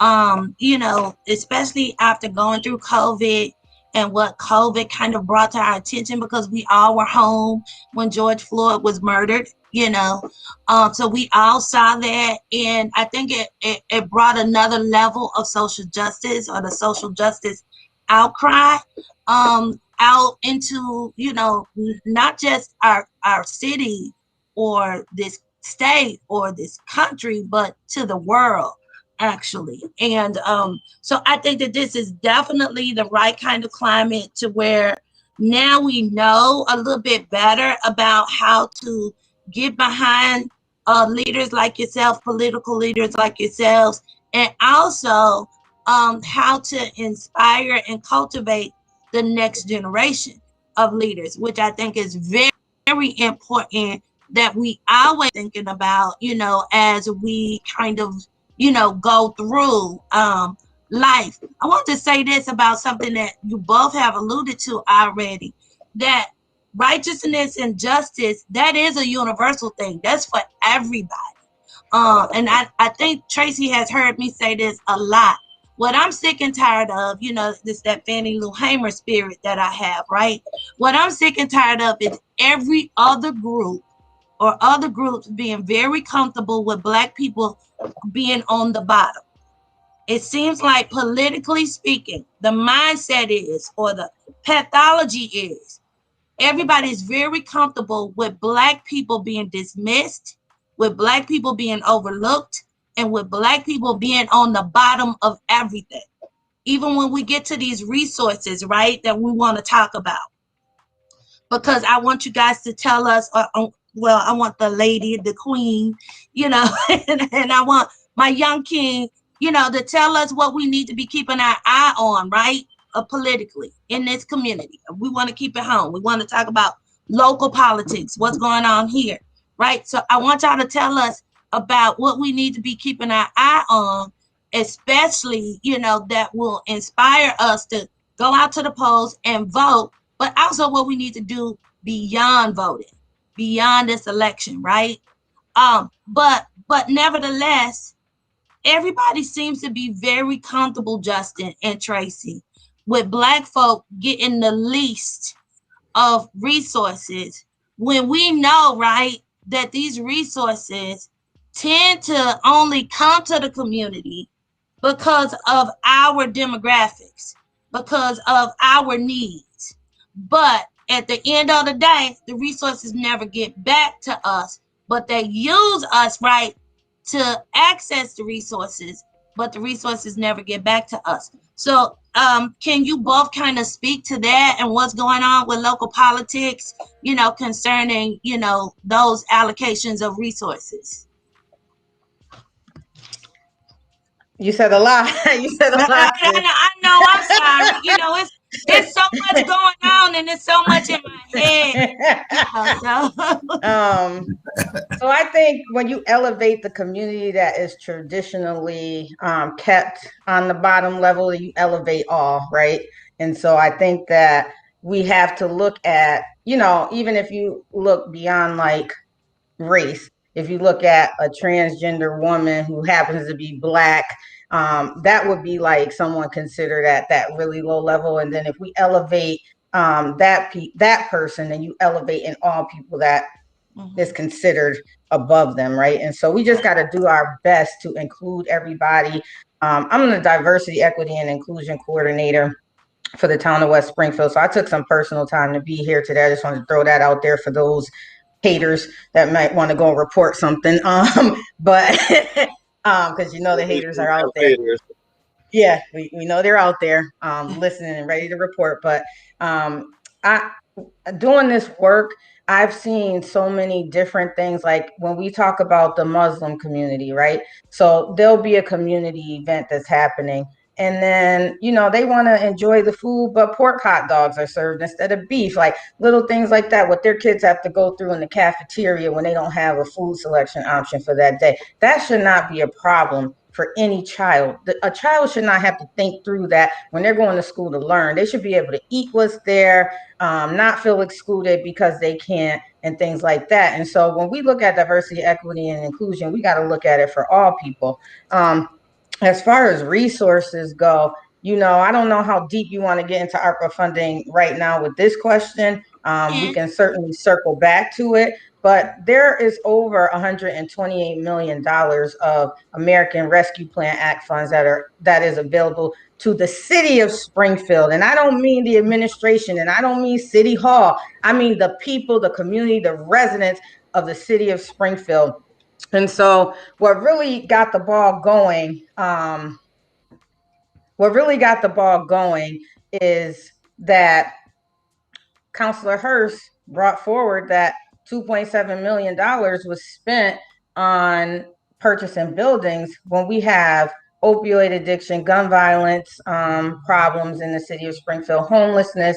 We have a lot of folks that can't find places to go. We even have landlords that may have apartments available, but don't have the funding to fix them up, to get them ready for code to house these people. And so we need to look at those areas. And I mean, climate issues, all the things that are going on in the city of Springfield. The first priority is to purchase buildings.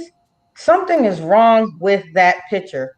And so since Councilor Hurst brought that to the forefront, I through the finance committee of the city council, I decided to have weekly meetings to keep us abreast of what's happening with the ARPA funds every week. And so if there's nothing new that's coming down the pike, I will cancel the meetings. But every week we have the opportunity to see how that money is spent, see how the RFP process is going, so we could communicate that to all the residents in the city of Springfield, so we can have an understanding of how the RFP process is going to work, and hopefully be able to make it not so cumbersome. Like, it shouldn't be that hard to get this funded. Right. We need technical assistance on how to write these grants, how to report them. We need data tracking techniques. So these are all the things that businesses will need. And through this funding, they should be able to get that, right? Mm-hmm. And so I'm very happy with the decision to hire Tom Moore. He was a city council attorney, and he has always been helpful when I ask for anything, and always been honest and upfront in his decision and in his communication is what I'm trying to say. And so I've already spoke to him several times. We have a meeting coming up. And so I want to just stay ahead of this, and I know Councilor Hurst does as well, so that we're not left behind when it comes to the funding. And I just wanted to comment on what Fierce for Reading said, that he hates when Black politicians add other people to the groups. I don't work just for Black people. I work for all people in the city of Springfield. I'm an at-large city councilor. And so when I tell these stories, I'm telling my truth as I know them. this is what I'm dealing with at being a DEI coordinator, some things that I didn't think about in the past. But there are also Muslim children that are. Here's the reality, and I just want to put this in here while you're on that point. The reality is, until the Black community strengthens its voter efforts, and I'm not just talking about registering to vote, because we got plenty of Black folks registered to vote. Until y'all start to vote in larger numbers than 5 and 7 and 8 and 10%, right?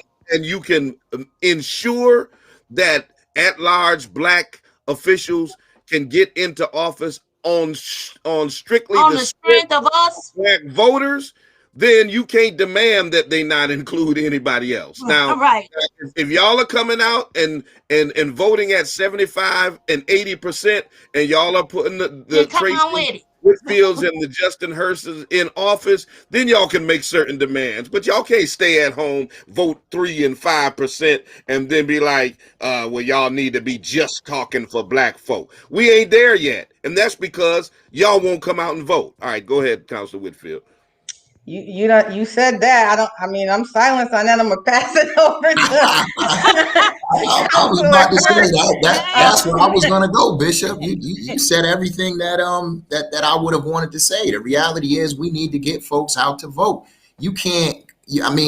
I look at the Councilor Whitfields of the world as anomalies. The fact that she's willing to speak up, considering that the voter turnout in the Black community, while it's improving, is nowhere near where we want it to be, and we're probably we're probably the most marginalized group in the city of Springfield when you look at it. And so, the idea that we want this, want that, and want our politicians to work miracles, and we're not going to come out and support them. That's problematic. And so, we need to ensure the success of those individuals who are willing to speak up, who are willing to, take a hard stand on difficult issues, and we need to get out and vote, period. In terms of us doing everything that we can do on the city council, I promise you, I don't think folks understand. You got people are working full-time jobs. They don't.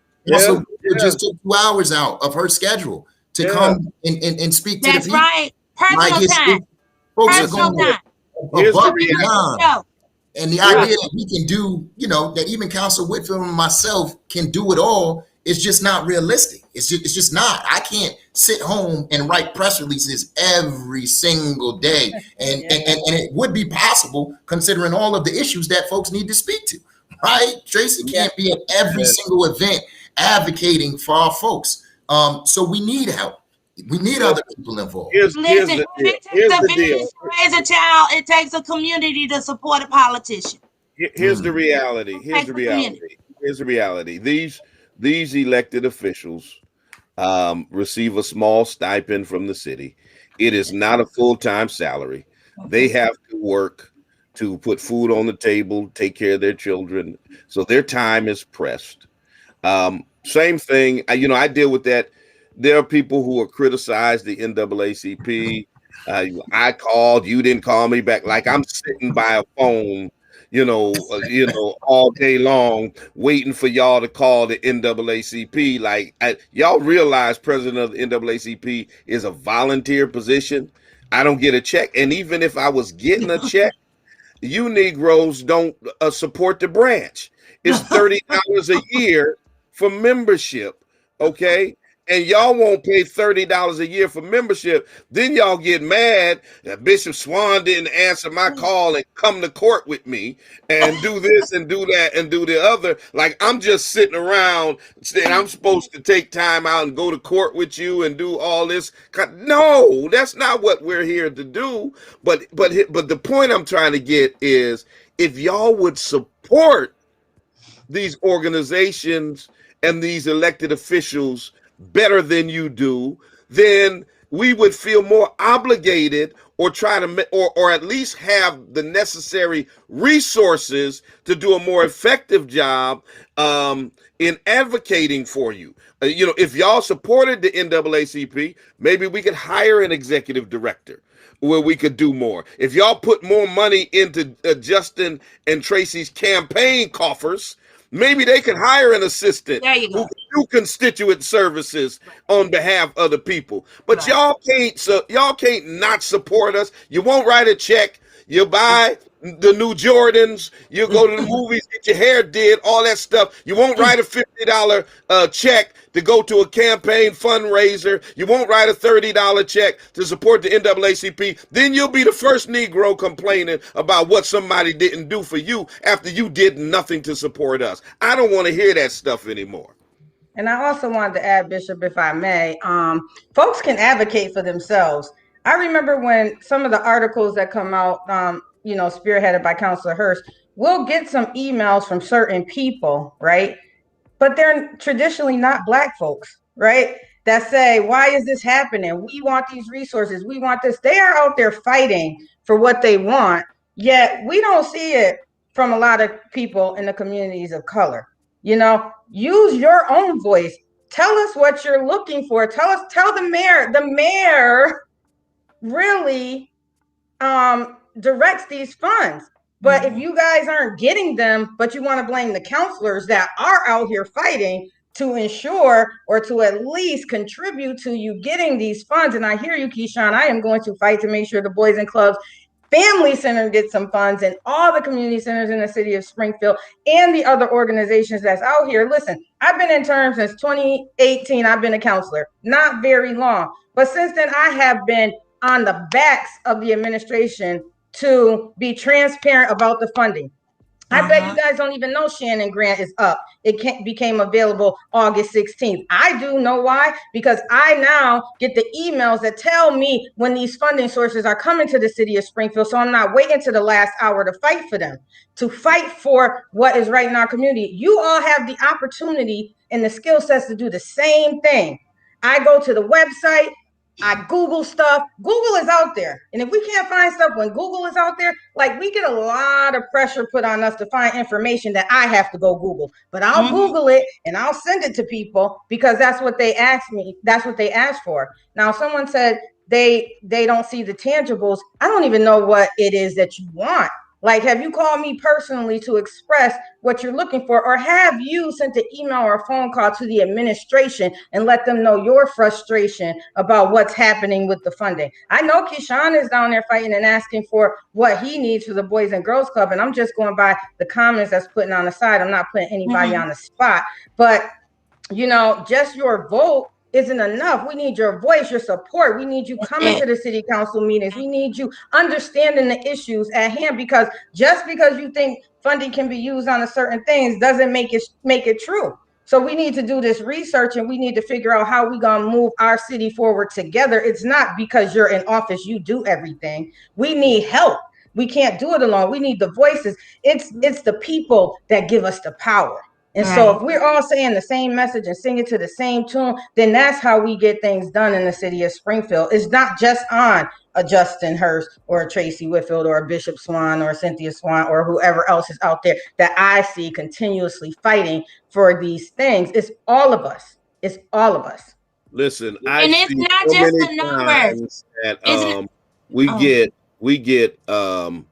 we get support from folks out in Hadley and Northampton and white folks in Wilbraham, and who will I want to pay my membership. I just want to support the branch. We'll get anonymous donations from them. We'll get support from their organizations. We get the Unitarian Church and other organizations, the Boston Foundation, who will make donations to the NAACP.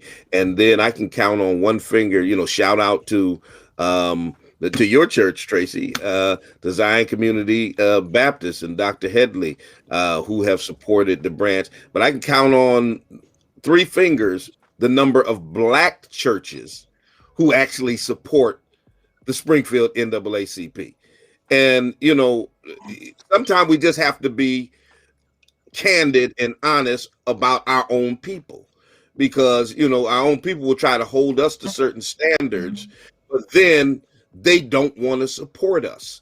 And then same institutions, you can find them out supporting other, venues and things but you won't support black organizations, black elected officials. See, here's my thing. You can only hold accountable those who are accountable to you. At the end of the day, as pastor of Spring of Hope, the faithful, tithe paying, financial supporting, attending members have a right to hold me accountable. Those of y'all who ain't been to church in 7 years, who don't give a dime or support in any way, y'all ain't the ones that I'm accountable to. I'm accountable to those who support. And the same thing applies to elected officials. So y'all can't just be like, because I got a black skin, you're accountable to me. It doesn't work like that. That's the reality of politics and of life.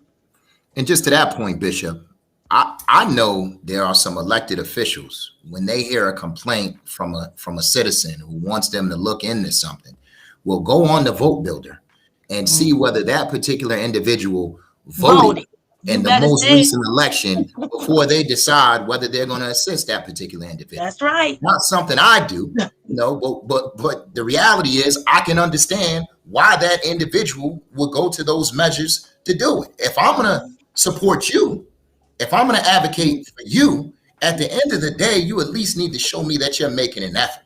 And then the other thing I'll say, and I'll circle back to you, First Lady Swan, is that, it's easy to hold a couple counselors accountable. It's easy to criticize a few counselors, but very rarely do those individuals say anything to the executive office. That's it. Who really is responsible for distributing the funding. See, what we'll do is we'll take crumbs and then we'll go back and we're going to stroke the man. Right? That I can't relate to that.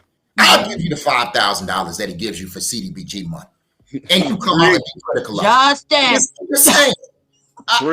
We got to ask for more. We got to demand more.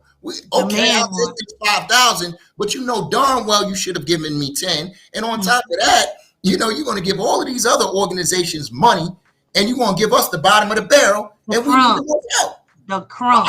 But it wasn't until Councilor Whitfield said, I'm going to scrutinize the funding, that we even knew exactly how the money was being distributed on the council. And so now we know, and folks still aren't going to be critical because they're so concerned with the few dollars that they receive as though that's the lifeline to organizations being able to proceed and do the work that they do. We need to start looking inward in terms of what it is that we're actually doing and what it is that we're asking for and why. So with that said, I'll turn it over to you, First Lady. Or me and my husband have had that exact conversation, and it went just like that. Just like that. So you know where I am. But just kind of getting back to who was it? Fierce for Reading. Just kind of speaking to her. I think it is important for you to vote, but it don't stop at voting. It can't stop at voting. Support is a whole lot more than just going to the polls and vote at one election. First of all, we got to be consistent about everything that we do. Okay, that's the first thing about voting. You got to be consistent about it. You got to be also wise. In other words, I'm saying that you have to be informed. You have to know the reasons why you're supporting, certain candidates or certain counselors or, school committee members or whatever. You need to be informed. You need to be educated. You also need to understand the reason why we're connected. We need to be one voice, in other words. In order for us to be a strong voice, in order for us to be a powerful voice, we need to be one voice. It's fine for us to disagree on these little things, or whatever the case may be, but at the end of the day, the bottom line, we need to have one consistent agenda, one consistent, purpose. And that is for righteousness, for justice, for equality. That's the reason why I'm upset with other communities being okay with us being on the bottom. The thing is, the Black voice is the righteous voice and is the just voice because we are on the bottom and everybody's comfortable with us being on the bottom. But we don't want that for nobody. We want equality. That's what we want. We don't, we're not asking for anything that we don't deserve. We're demanding everything that we do deserve. Let And me so, that's the issue for me. let me try to chime in just to address some of the commentary that's going on. And I've highlighted this comment because, see, a lot of times, and I don't know how old this person is, what their knowledge base is in terms of the history of politics and of the black community in Springfield or beyond is, but oftentimes people make blanket statements without understanding the reality. When they say we've got nothing in return, first of all, you don't speak for everybody in the black community. Okay. And then the other problem I have with statements like this is when you try to dismiss someone's entire career and work because you don't know about it. Simply because you don't know about how people have been helped doesn't mean it hasn't happened. And so when people say y'all ain't doing nothing, we ain't got nothing and all that stuff, that's a lie. That's a lie.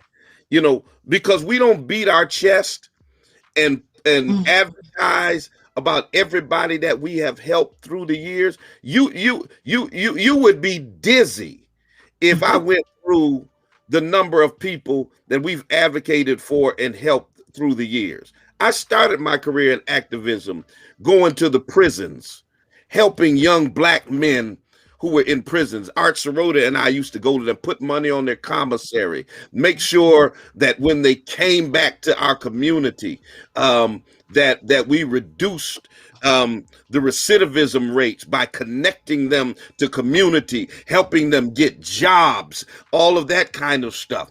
You don't know the number of people who we have advocated for, who we have gotten the district attorney to drop charges against because we went behind the scenes and advocated for them and proved to the DA that these were bogus charges by racist cops and he should not prosecute those individuals. You don't know the number of individuals who we have helped get their job back or to advocate against a discriminatory employer. You don't know how many people we have put money in their pockets, how many families we have saved, how many young people come back to my wife and I and say, hey, listen, we were in the program at your church, the Teens for AIDS Prevention program or for your youth program, and that program turned my life around and I went off to college and became this or became that because of you. You don't know our track record. You don't know the work that we put in. And so to jump on social media and make irresponsible comments about why somebody ain't getting nothing and ain't nothing been done, you ought to shut your mouth. You don't know what you're talking about. Okay?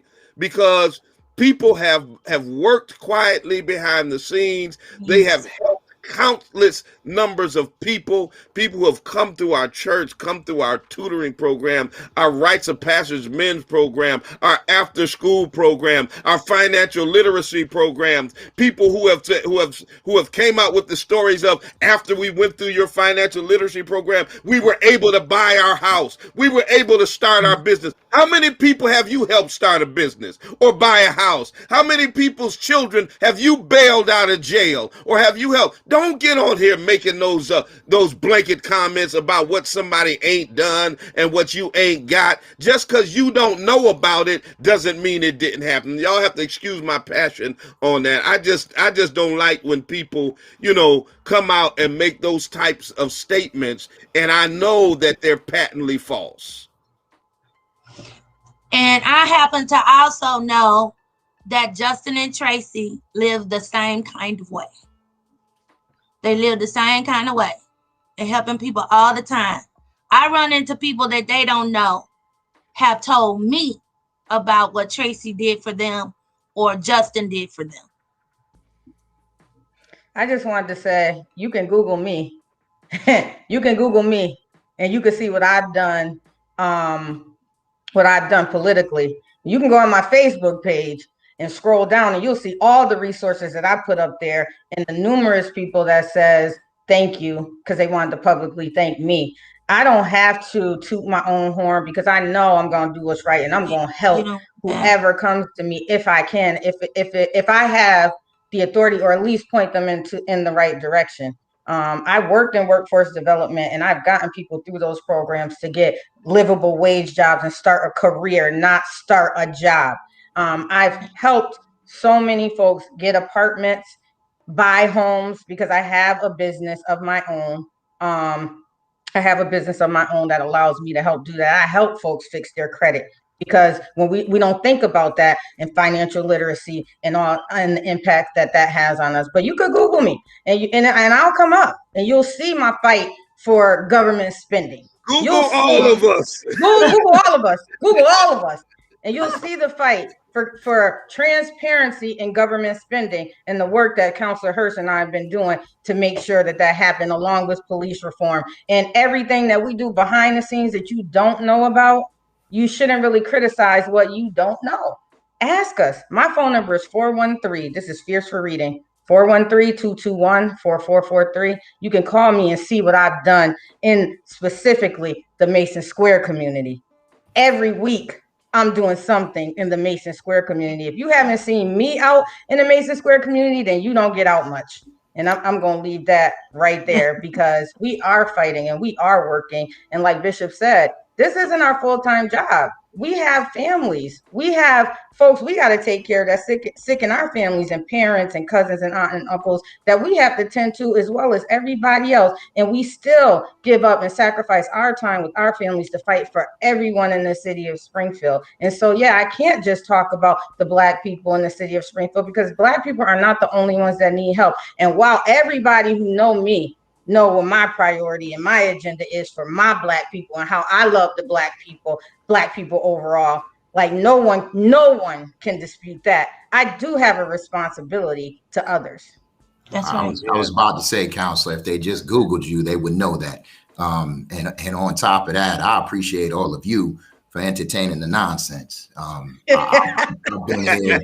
I've been around, not as long as many of you, but the one thing that I've stopped doing is getting caught up in the things that don't allow me to be productive in the areas where we need folks to be productive most. And so if I spend time dealing with, folks that are naysayers and that haven't done their research, then that takes time away from the good work that we could be doing.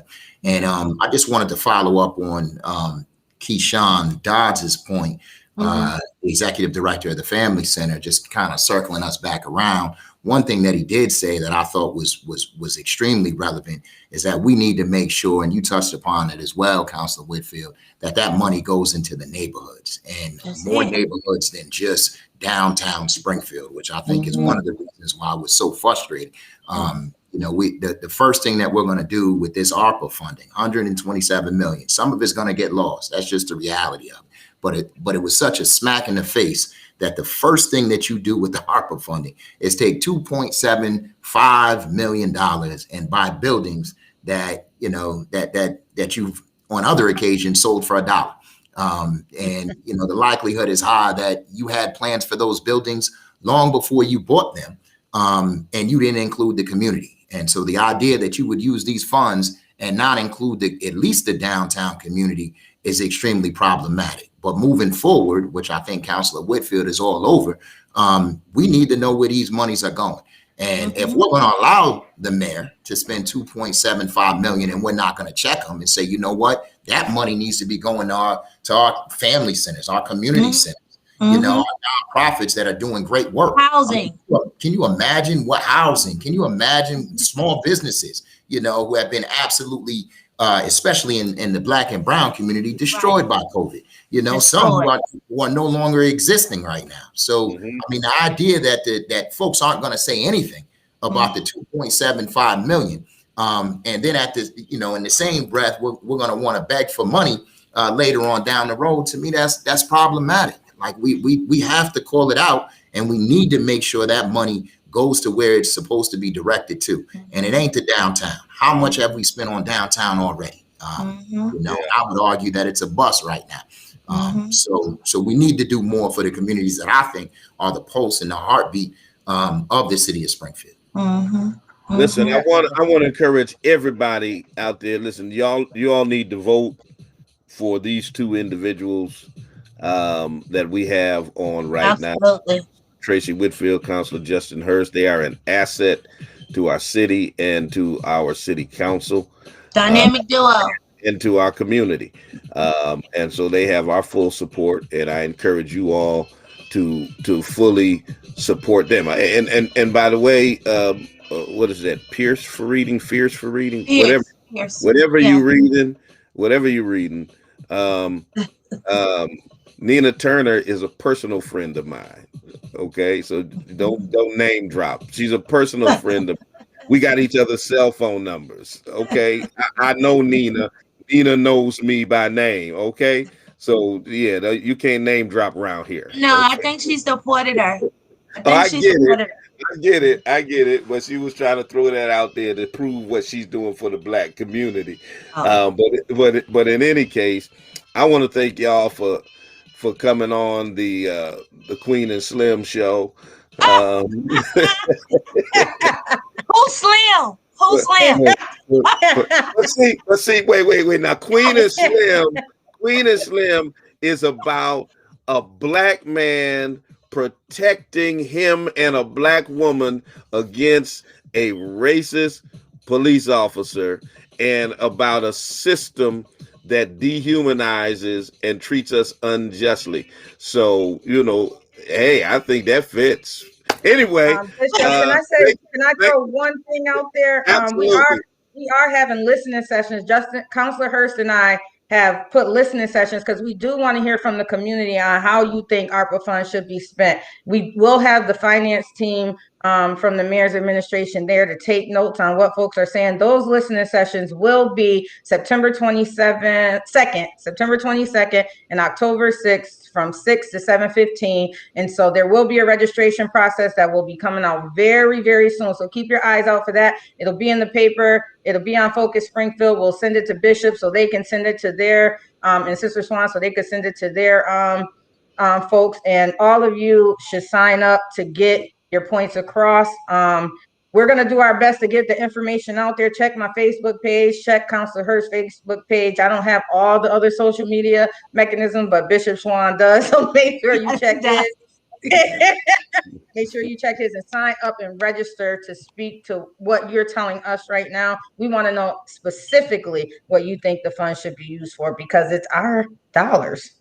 And for the record, it wasn't until Councilor Whitfield made it a point that we needed to have something for neighborhoods and for citizens to weigh in regarding how these funds were spent. It wasn't until we called out the $2.75 million that the mayor in turn said, you know what, I'm going to start doing some listening sessions of my own, which is done in the first place. So when we talk about folks moving mountains and making things happen, he certainly wasn't going with any great speed to have these particular listening sessions, prior to the Councilor Whitfields and the Councilor Hurst of the world. So sorry, I just wanted to add that plug. No, thank you for that. And, there's other events certainly that you all have signed on to that, we'll all be announcing to the public as we go further into this election cycle.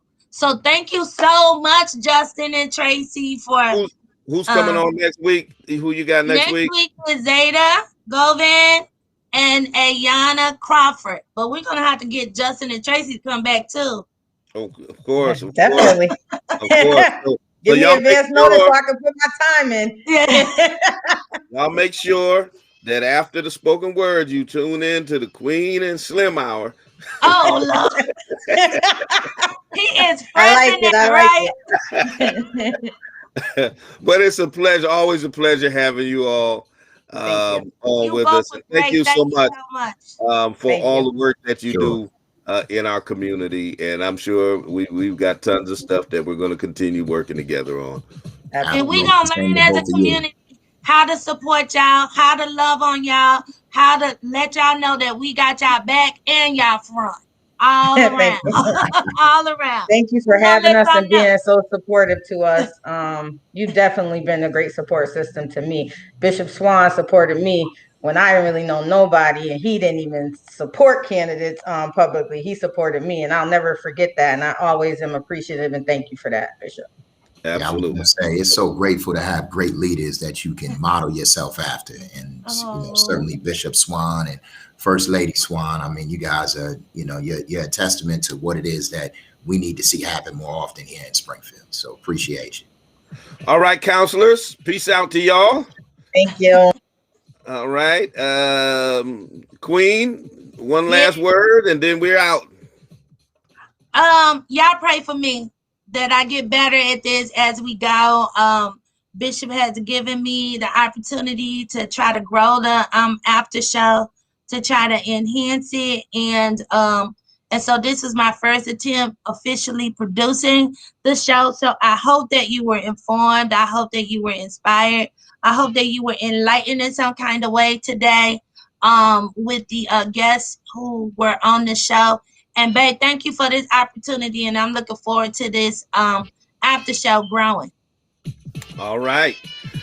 Listen. I want to remind you all once again, NAACP Freedom Fund is in the comments section, the registration link, focusspringfield.com/NAACPGS. Click it right now. It's pinned right now on Facebook.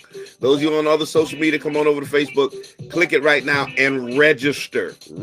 Dr. Jamal Bryant will be with us on September 16th. All right. Got to move out your way. It's been a pleasure being with you, both for the spoken word and the yet to be named Queen and Slim, Beauty and the Beast, whatever you want to call it, time. So until the next time I talk to you and you talk to me, always remember, God loves you. So do I. Peace.